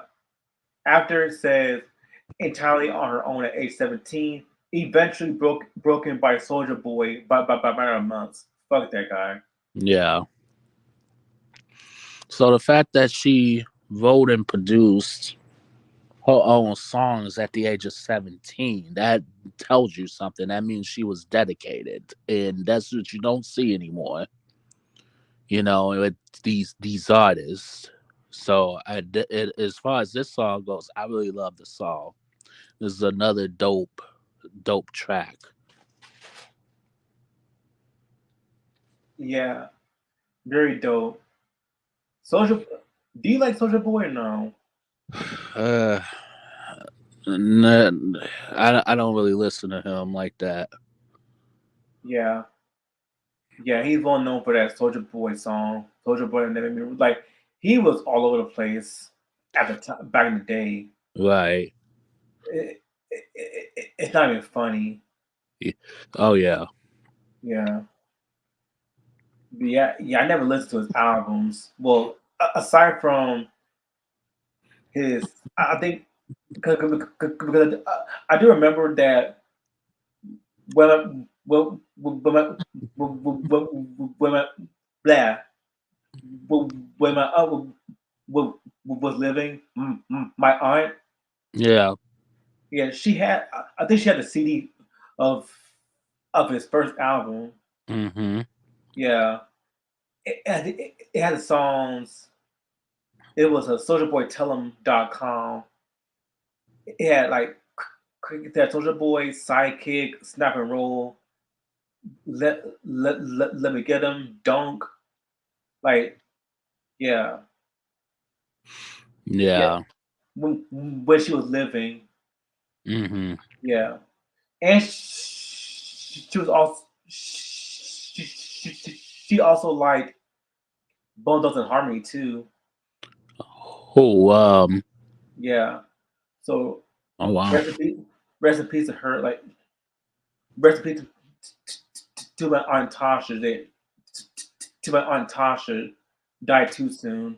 Oh wow. Yeah, Yes, I'd hear that. yeah, she died a long time ago.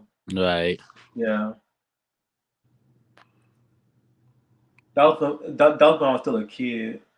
Right. Yeah, Oh. when she died, like my aunt Tasha died, and my cousin Tasia died. Mm-hmm. Yeah, yeah. All I have when I was a kid because my cousin Tasia, she was like 8 when she died. Oh God. 8 or 9, get 8. Very very young. Died too soon. Yeah. Sorry about that. Yeah, but at least they're in heaven, Right. watching over us. That's true. Yeah,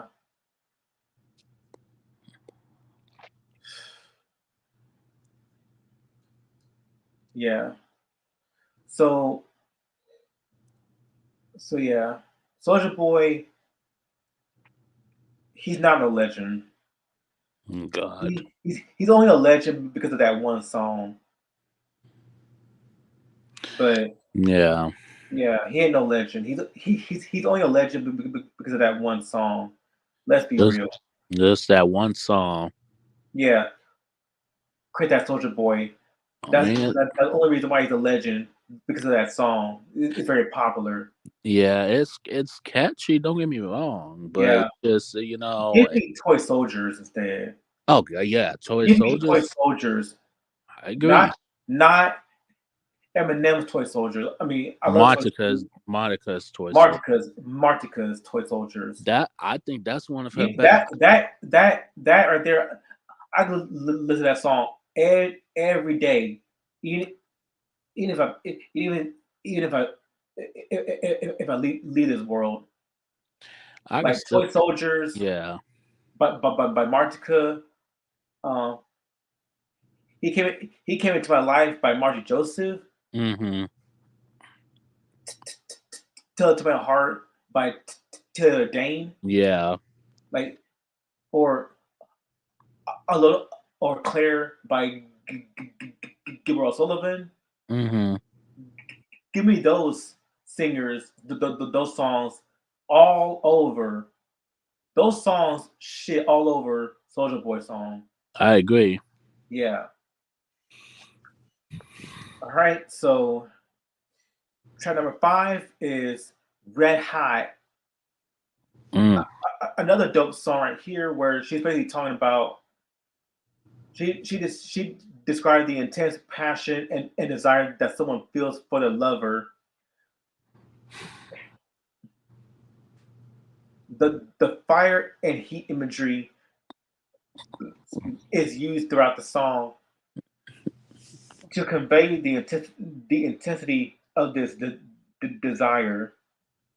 The singer claims that her love's flame is burning deep in her soul, which makes her feel whole. She is yearning for the love, saying that it will quench her desire and light her on fire.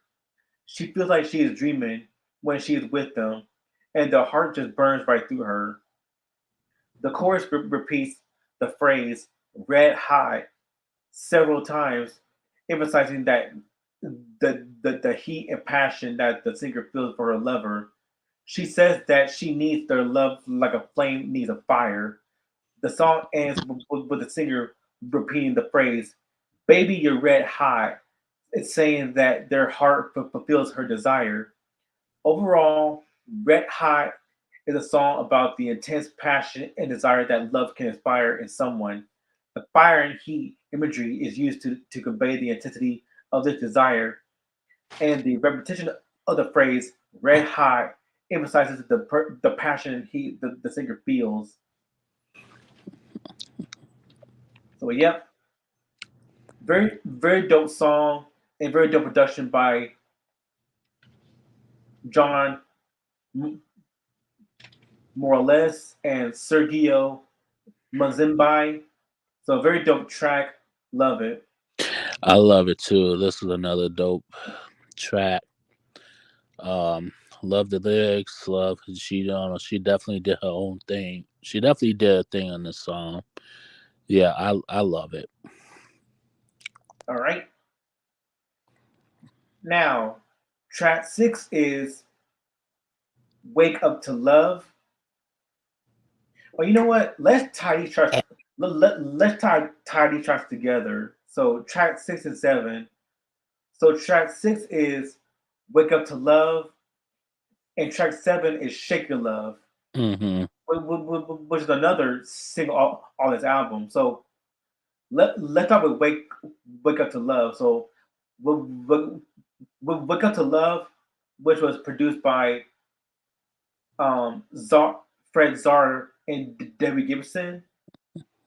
Very dope track right here. Very dope track right here, where she's talking about being in love with someone who seems to be oblivious to her feelings.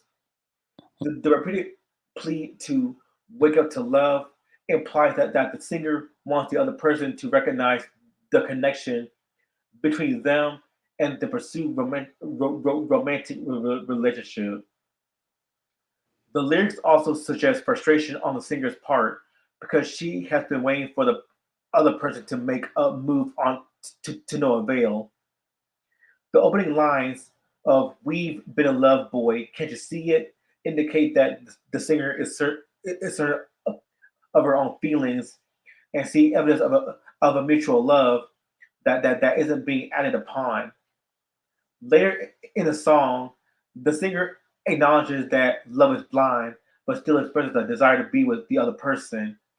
The lyrics also suggest that the two have known each other for a while. Right from the start, we never were apart. It was always you and me together, but the other person hasn't initiated anything beyond what the singer perceives as playful banter. You seem to make me laugh anyway. The chorus of "When will you see you belong to me" is a direct call to action, not only for the other person to recognize their shared love, but also to take ownership of it and chase after it. So very dope song, very dope lyrics, and it was Shake Your Love, Shake Your Love. Very now this is a very dope chart here again, where she's pretty much it's pretty much a catchy pop freestyle song that deals with the confusion and struggles of unrequited love. The song's chorus, "Shake your love, I just can't shake a love. Shake your love, I just can't shake your love. Shake your love, I just can't shake your love," expresses the idea that the singer cannot let go of the person they love, no matter how hard they try. In the first verse, the singer admits that she is under a spell, wondering why she can't get over her emotional tie to this person. She is trying to figure out her heart, but can't offer any proof of why they should never be apart. The truth is, she just can't shake her love for this person.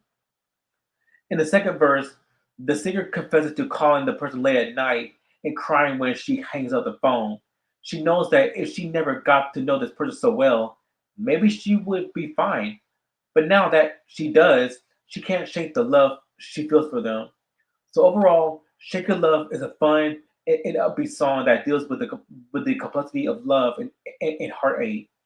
It speaks to anyone who has ever been unable to get to let go of someone they love.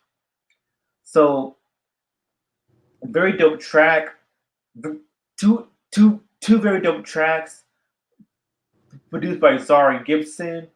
Wake Up to Love was produced by Zara and Gibson, and Shake a Love was produced by was produced by Czar solely. So solo wise. So Very dope track. Very dope tracks. Love them both. Both tracks are pretty dope. Phew. Love the lyrics on both of them are very good. Um, you know, they did their thing on this one. Um, so yeah, I love both. I love both of them. Both of them were equally good.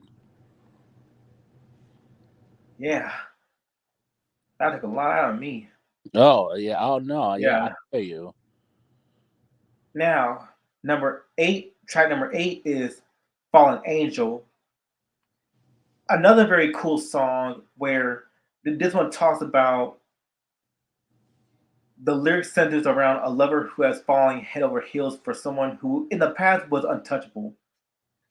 The singer had always tried to break through this person's walls of fire, but it wasn't until she looked into her eyes that she realized there was a chance that they could be together. The song's chorus repeats the phrase, "Take me now, I'm your fallen angel," in reference to the singer falling being able to be with this person. The lyrics also state that this new love has taught the singer why angels fall and encourages the listener to watch them fly. The song's bridge highlights the idea that love can be a test from the heavens that turns an angel's dreams around. While the singer recognizes that it may be hard to believe that they will last forever with their new love, they're, they're willing to take the risk and are grateful that this person caught them when they fell. The song ends with more repetition of the chorus, emphasizing that the idea that the singer has fallen from their previous state. Overall, Fallen Angel is a love song that celebrates the idea of taking risk and falling in love with someone who was once out of reach. The lyrics suggest this person has taught the singer valuable lessons about love and that they have found something special in this relationship. So is it just me? So when you hear this song, the way the song was produced, it could be it could fit in like an action flick or something. I can see that. Yeah, because you can tell by the way the song is the way the song sounds. Yeah, I could definitely Like see that. it sounds very action like the 80s action flicks. Yeah, That's the type of vibe you you get from the song. I get where you're coming from. Yeah, I Yeah, can see that. I can. like that. Dun, dun, dun, dun, dun, dun. Dun, dun, dun, dun, dun, dun. Dun, dun, Yeah, dun, dun, dun, dun. I'm your fallen angel. Like it has that vibe going on. So very cool song and very dope production by Czar. So I love it. yeah, I love it too as well too. This is pretty. This is good. Definitely dope production. Uh, Dope sound. Like the lyrics. So yeah, I like it. Yeah, this should be a single. Yeah, Like cause I can see a single for the song. Like have Debbie Gibson be like an angel. Well, be a person who is in like some post apocalyptic action fantasy world where she's all alone right. until until she spots a falling angel from the sky. Yeah, That would have been dope, I agree. and make it like anime-ish too. Right. That worked very well too. Yeah. Like some like give it like a Sailor Moon vibe to it. Exactly. Yeah. Speaking of that, I think Sailor Moon will work well for a Debbie Gibson song too. Yeah, I could see that. Yeah, because you know Debbie Gibson because Sailor Moon is aimed at teenagers Uh huh. like teenage girls. Yeah. Well, boys can watch it too. Like it's for everybody, but in Japan, the show is aimed at teenage girls in Japan because in Japan they're like in Japan um there's shonen meaning boys, young Uh-huh. boys, shoujo young girls, seinen adult men, and josei adult women, and kodomo meaning young kid, like very young kids. Right. Yeah. So when they do so when it so when that so when they publish manga, they categorize them in different demographics, whether it be children, shonen, shoujo, seinen, and josei. Uh-huh. And Sailor Moon is a shoujo. It's a shoujo manga, meaning it's aimed at young girls. Uh-huh. Yeah, but as a whole, it's for everybody. Anyone, anyone, regardless of age, well, or gender, can watch the show. Uh-huh. Yeah. Now, track number 9 is "Play the Field," which is another dope song where this one talks about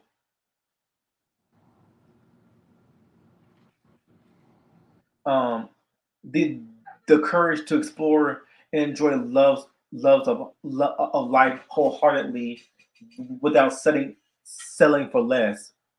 The song encourages a woman to pursue multiple love interests and not to stick with, with, with just one man. Excuse me. Instead of living in a dream, the song advocates for taking a risk and living life on the other side of the spectrum. The message is that a woman should be open to love in all its forms, and eventually she will find the right person. The verses of the song provide a narrative that establishes its main premise. The lyrics instruct women to find someone without waiting on one special guy or settling for the first person that comes along. Instead, the lyrics encourages women to look around and go wild and experience love in many varieties. The song intends to uplift young women and encourages them to put themselves out there and let their hair down instead of waiting for fate to intervene in a love life. Interesting fact about Play the Field by Debbie Gibson include Play the Field is the third single from Debbie Gibson's fourth album, Anything is Possible. The song was released on May 28th, 1991. It did not chart on the US Billboard Hot 100 singles charts. Play the Field was a hit in Japan, and to date, it is one of Debbie Gibson's most successful singles in the country. Uh-huh. The music video features Gibson performing on a stage and dancing with various men on a baseball field. Hmm. The song was produced. The song was produced by Fred Zarr. The song was written by Debbie Gibson, Debbie Gibson and Fred Zarr. Play the Field was featured in the 1995 movie The Basketball the, bas, the, bas, the Basketball Diaries, Uh-huh. starring Leonardo DiCaprio. Gibson performed the song on her Anything Is Possible tour in 91. In 2003, the song was included in Gibson's greatest hit album, Memory Lane, The Best of Debbie Gibson. Mm-hmm. The song the song explores a different message than the common love songs of its time that usually were about settling down and being with only one person. So very dope song, very dope lyrics, and again, produced. It's also produced by Louis A. Martini and also Czar, and written by Debbie Gibson. So very dope song. I love it. Yeah, this is another dope song. Love the production. Love the lyrics. I love it. I enjoy it. All right, and and the last track, and the last track is Between the Lines. Very nice way to end on the album, which describes the singer's realization of her feelings for someone she has been searching for, but did not know it. Throughout the song, she narrates how love can take one by surprise and how little signs can provide insights into a person's true feelings. She admits that she did not need any neon signs or big gestures to realize that she is starting to develop a fondness for the person. It may it may it might have taken her a while to feel it, but now she knows that what she's feeling, she is never she is never letting it go. The song talks about how love does not have to be loud and flashy all the time. It can be felt through small gestures, a certain look in one's eye, or a tender smile. The singer realizes that she has been searching for love for so long, and that everyone's advice on how to find it has been wrong. Ultimately, she found it within herself to read between the lines and notice the small yet meaningful things that led her to the person that she has been longing for. And fun fact about the song, but between the lines, oh, oh, never mind. But sorry. So very dope. So very dope song, very dope production by John Morales and Sergio Mazumbai. So very nice song and very nice and very dope way to end off the album. Yeah, great way to end off the album. Love the production. She definitely did her thing on this one. Um, yeah, I don't think it's one bad song on this album. I don't think. Nah, cause she did her thing. Yeah, she definitely did her thing. From beginning to end. So Yeah, yeah, that's a very dope very song. dope. Very yes. Very dope album. Mm-hmm. So thoughts. So the final verdict. So overall, this is my favorite album. So overall, this this is my favorite my favorite album from Debbie Gibson. I just love the production. I love the music. I love how lighthearted it is. I love how very poppy and danceable it is, and it's very happy. It's a very happy album. Like there's no darkness to there's like it's not dark. It's not ratchet. It's just a lovey, lovey-dovey, happy-go-lucky album that centers around teen love. And, and with that being said, I love Debbie Gibson's vocals. She's a very talented singer.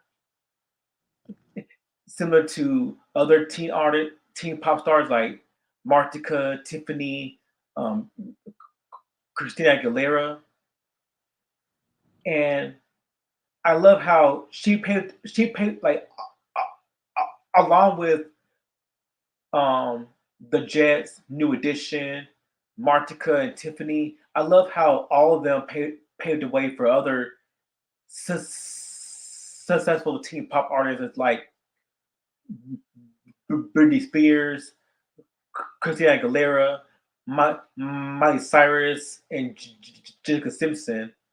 And I, I described it as a food chain because one generation influenced the other generation, and then and then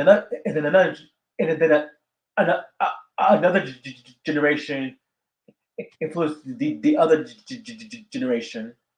So I love how music can be seen as a food chain because it goes from one generation to the next. And so with that, so that being said, I, I'll give this album a huge thumbs up because I believe this is a very dope album for, for anyone who loves teen pop,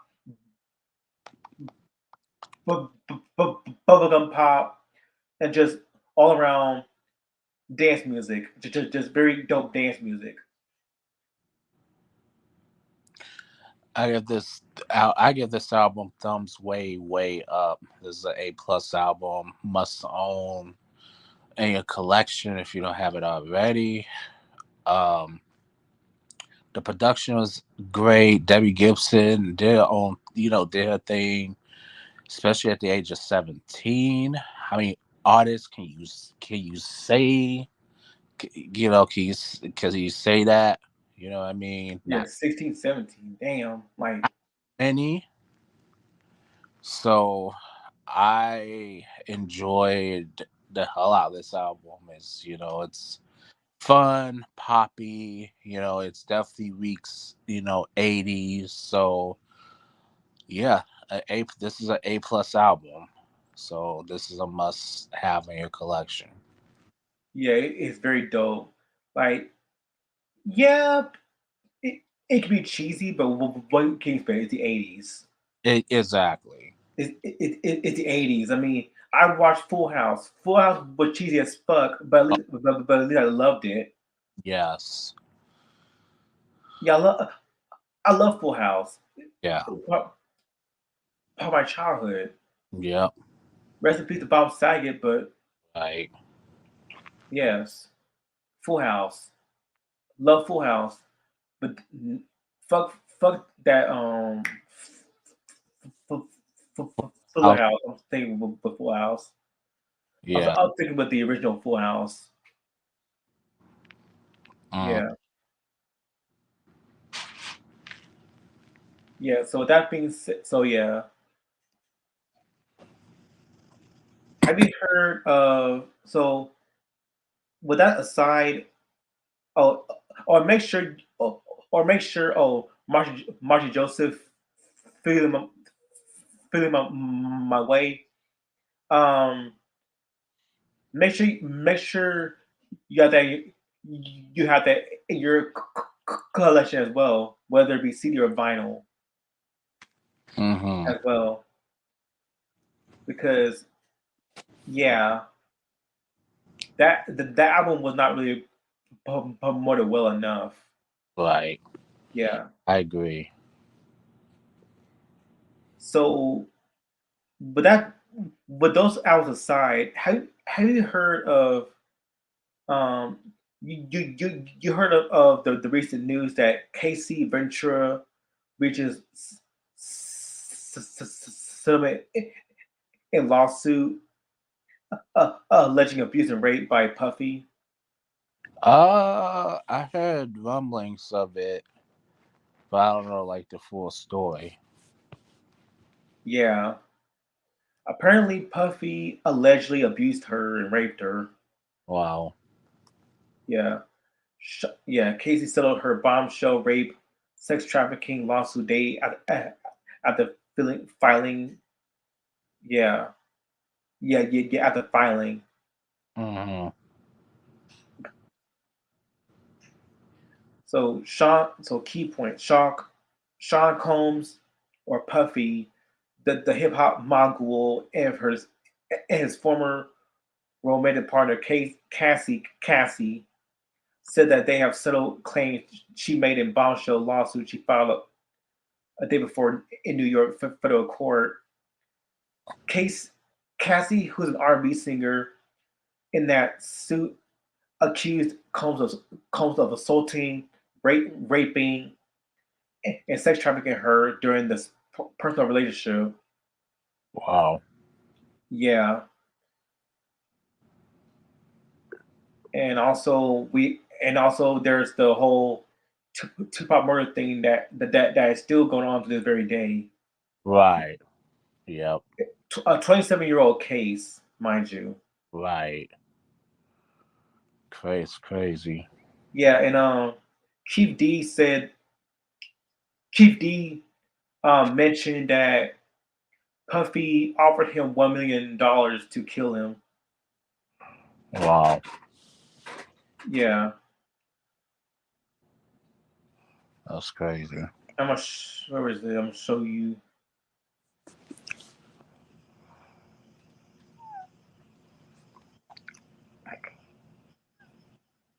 Well, it wasn't this site.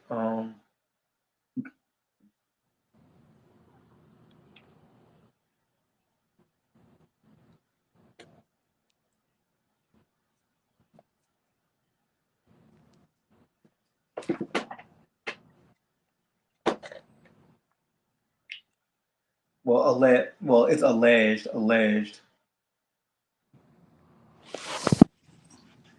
It's alleged, so we don't know if it's true or not. Like if it's true, because there are many people. Oh, because there's a lot of stories behind it, Right.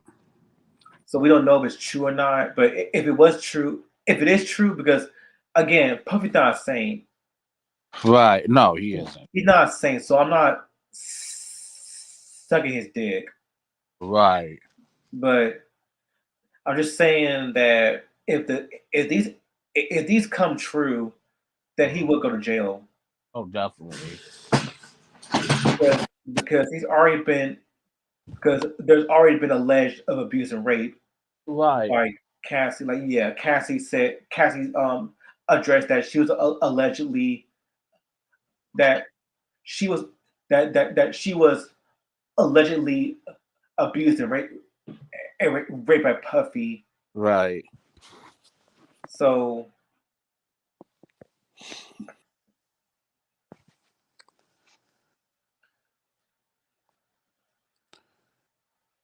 yeah, if the allegations are true, then for even though it's 27 years, a 27-year-old case, mind you, Yeah.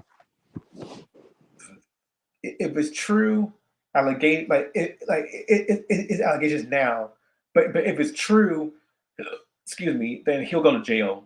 Oh, definitely. Yeah, because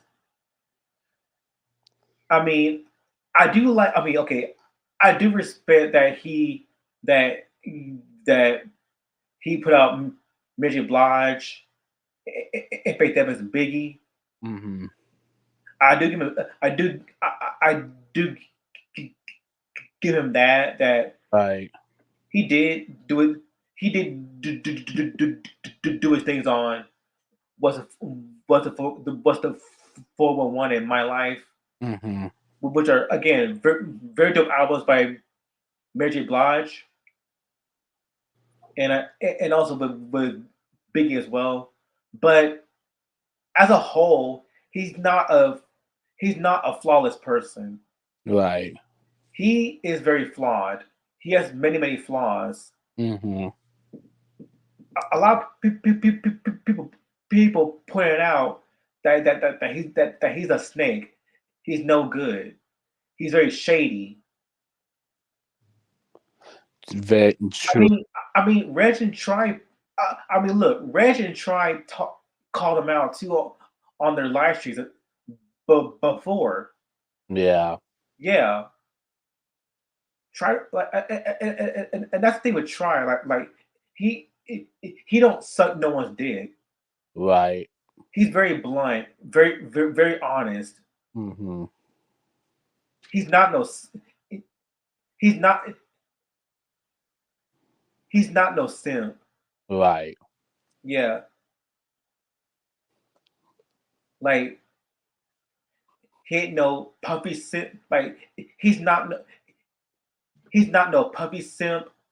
He's not no Biggie simp Mm-hmm. because try is very honest, and that goes for Reg too. Reg, Ashley, you, Sam, anybody. Oh, Christian, Yeah. Cabase, everyone in that live stream. Salute them because they don't hold back on nothing. Right. If they see shit, they're gonna call it out Oh yeah, I agree. 110. because people like Mark Nash and BJ love them too, but they need to stop sucking Puffy's dick Right. and just see Puffy for who he is. Like he's not the he he's not a god. Okay, he's not Jesus Christ. Right. Exactly. He's not. He's Yeah. not. Definitely not. He's not no saint because he has many flaws. Yes, he does. Okay,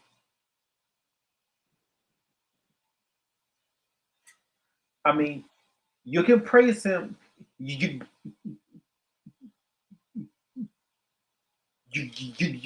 can praise him for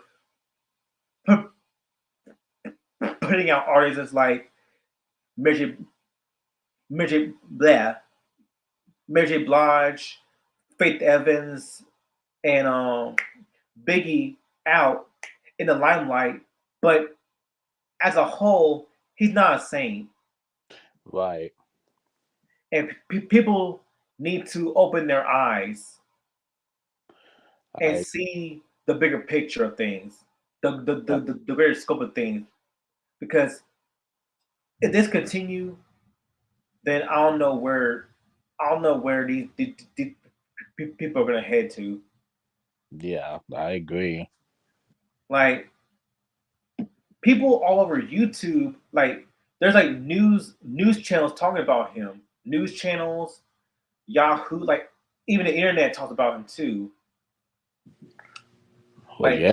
like hip hop DS where said that keep keep keep D claims it's D's fault. He's caught in Tupac's murder bullshit. Mm-hmm. Yeah, Yeah, man, it's crazy. yeah. Like they need to stop sucking like BJ Martin Nash. They need to stop sucking his dick, Right. Puppy's dick, mind you. Yeah. They need Yeah. to stop because we don't allow simps because if you keep sipping over Puffy all the damn time, then you're a lost cause. Right. Because what? You're a, What? you're a lost cause, BJ Martin Nash.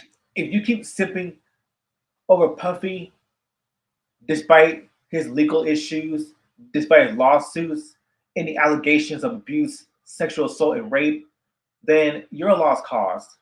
Yeah. Like take one moment and just look at Puffy for who he is. Really is a snake, a very flawed snake.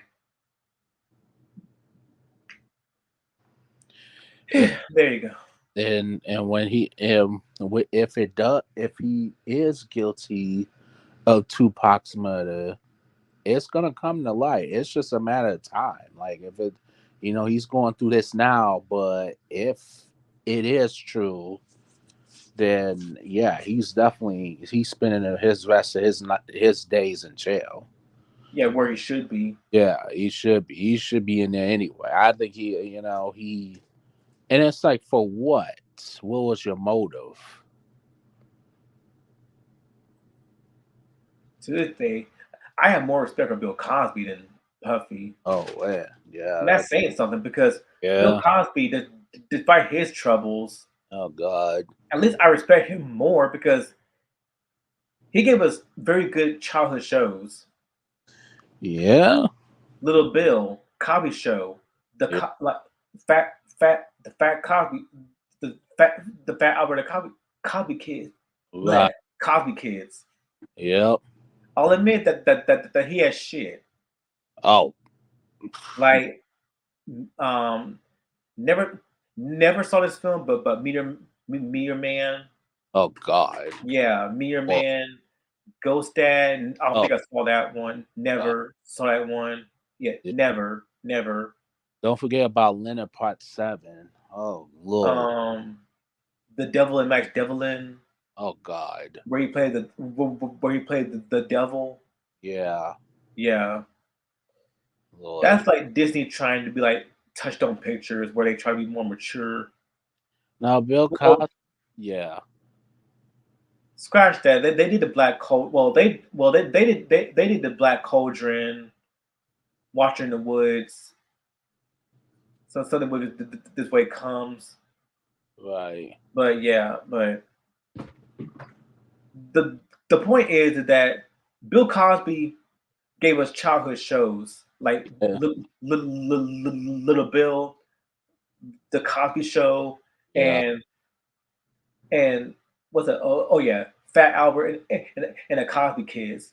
Yep. Like we can watch those shows back to back to back to back, and we can watch those shows back to back to back to back to back. Now, disclaimer: I don't condone Bill Cosby's actions, whether or not he did them or not. Right. But but separate him from the art. I love his shows, You're right. and I love his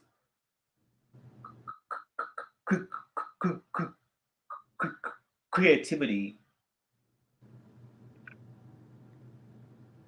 Yeah. Yes, yes. I don't condone Bill Cosby's actions, whether he did them or not. It's But well, he's in jail already, so. right. But still, the the point is, I love his shows. With Puffy, he only got one album, and the reason why that's great is because of the features. Mm-hmm.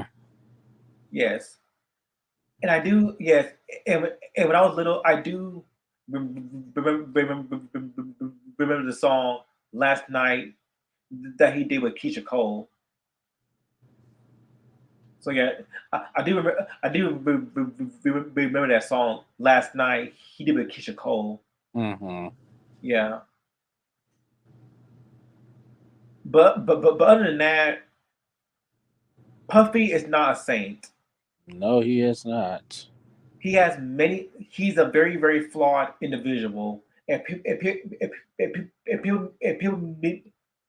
people need to stop being so completely blinded by the fact that they treat him like he's God Right. when he is no God. Not even close.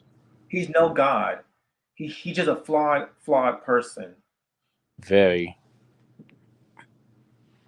And with that being said, that rant aside, I'm gonna end on this live stream. But so for our next review, we're gonna so it's gonna be a triple review, and so the triple review for next live stream is the Oliver and Company soundtrack, which is five.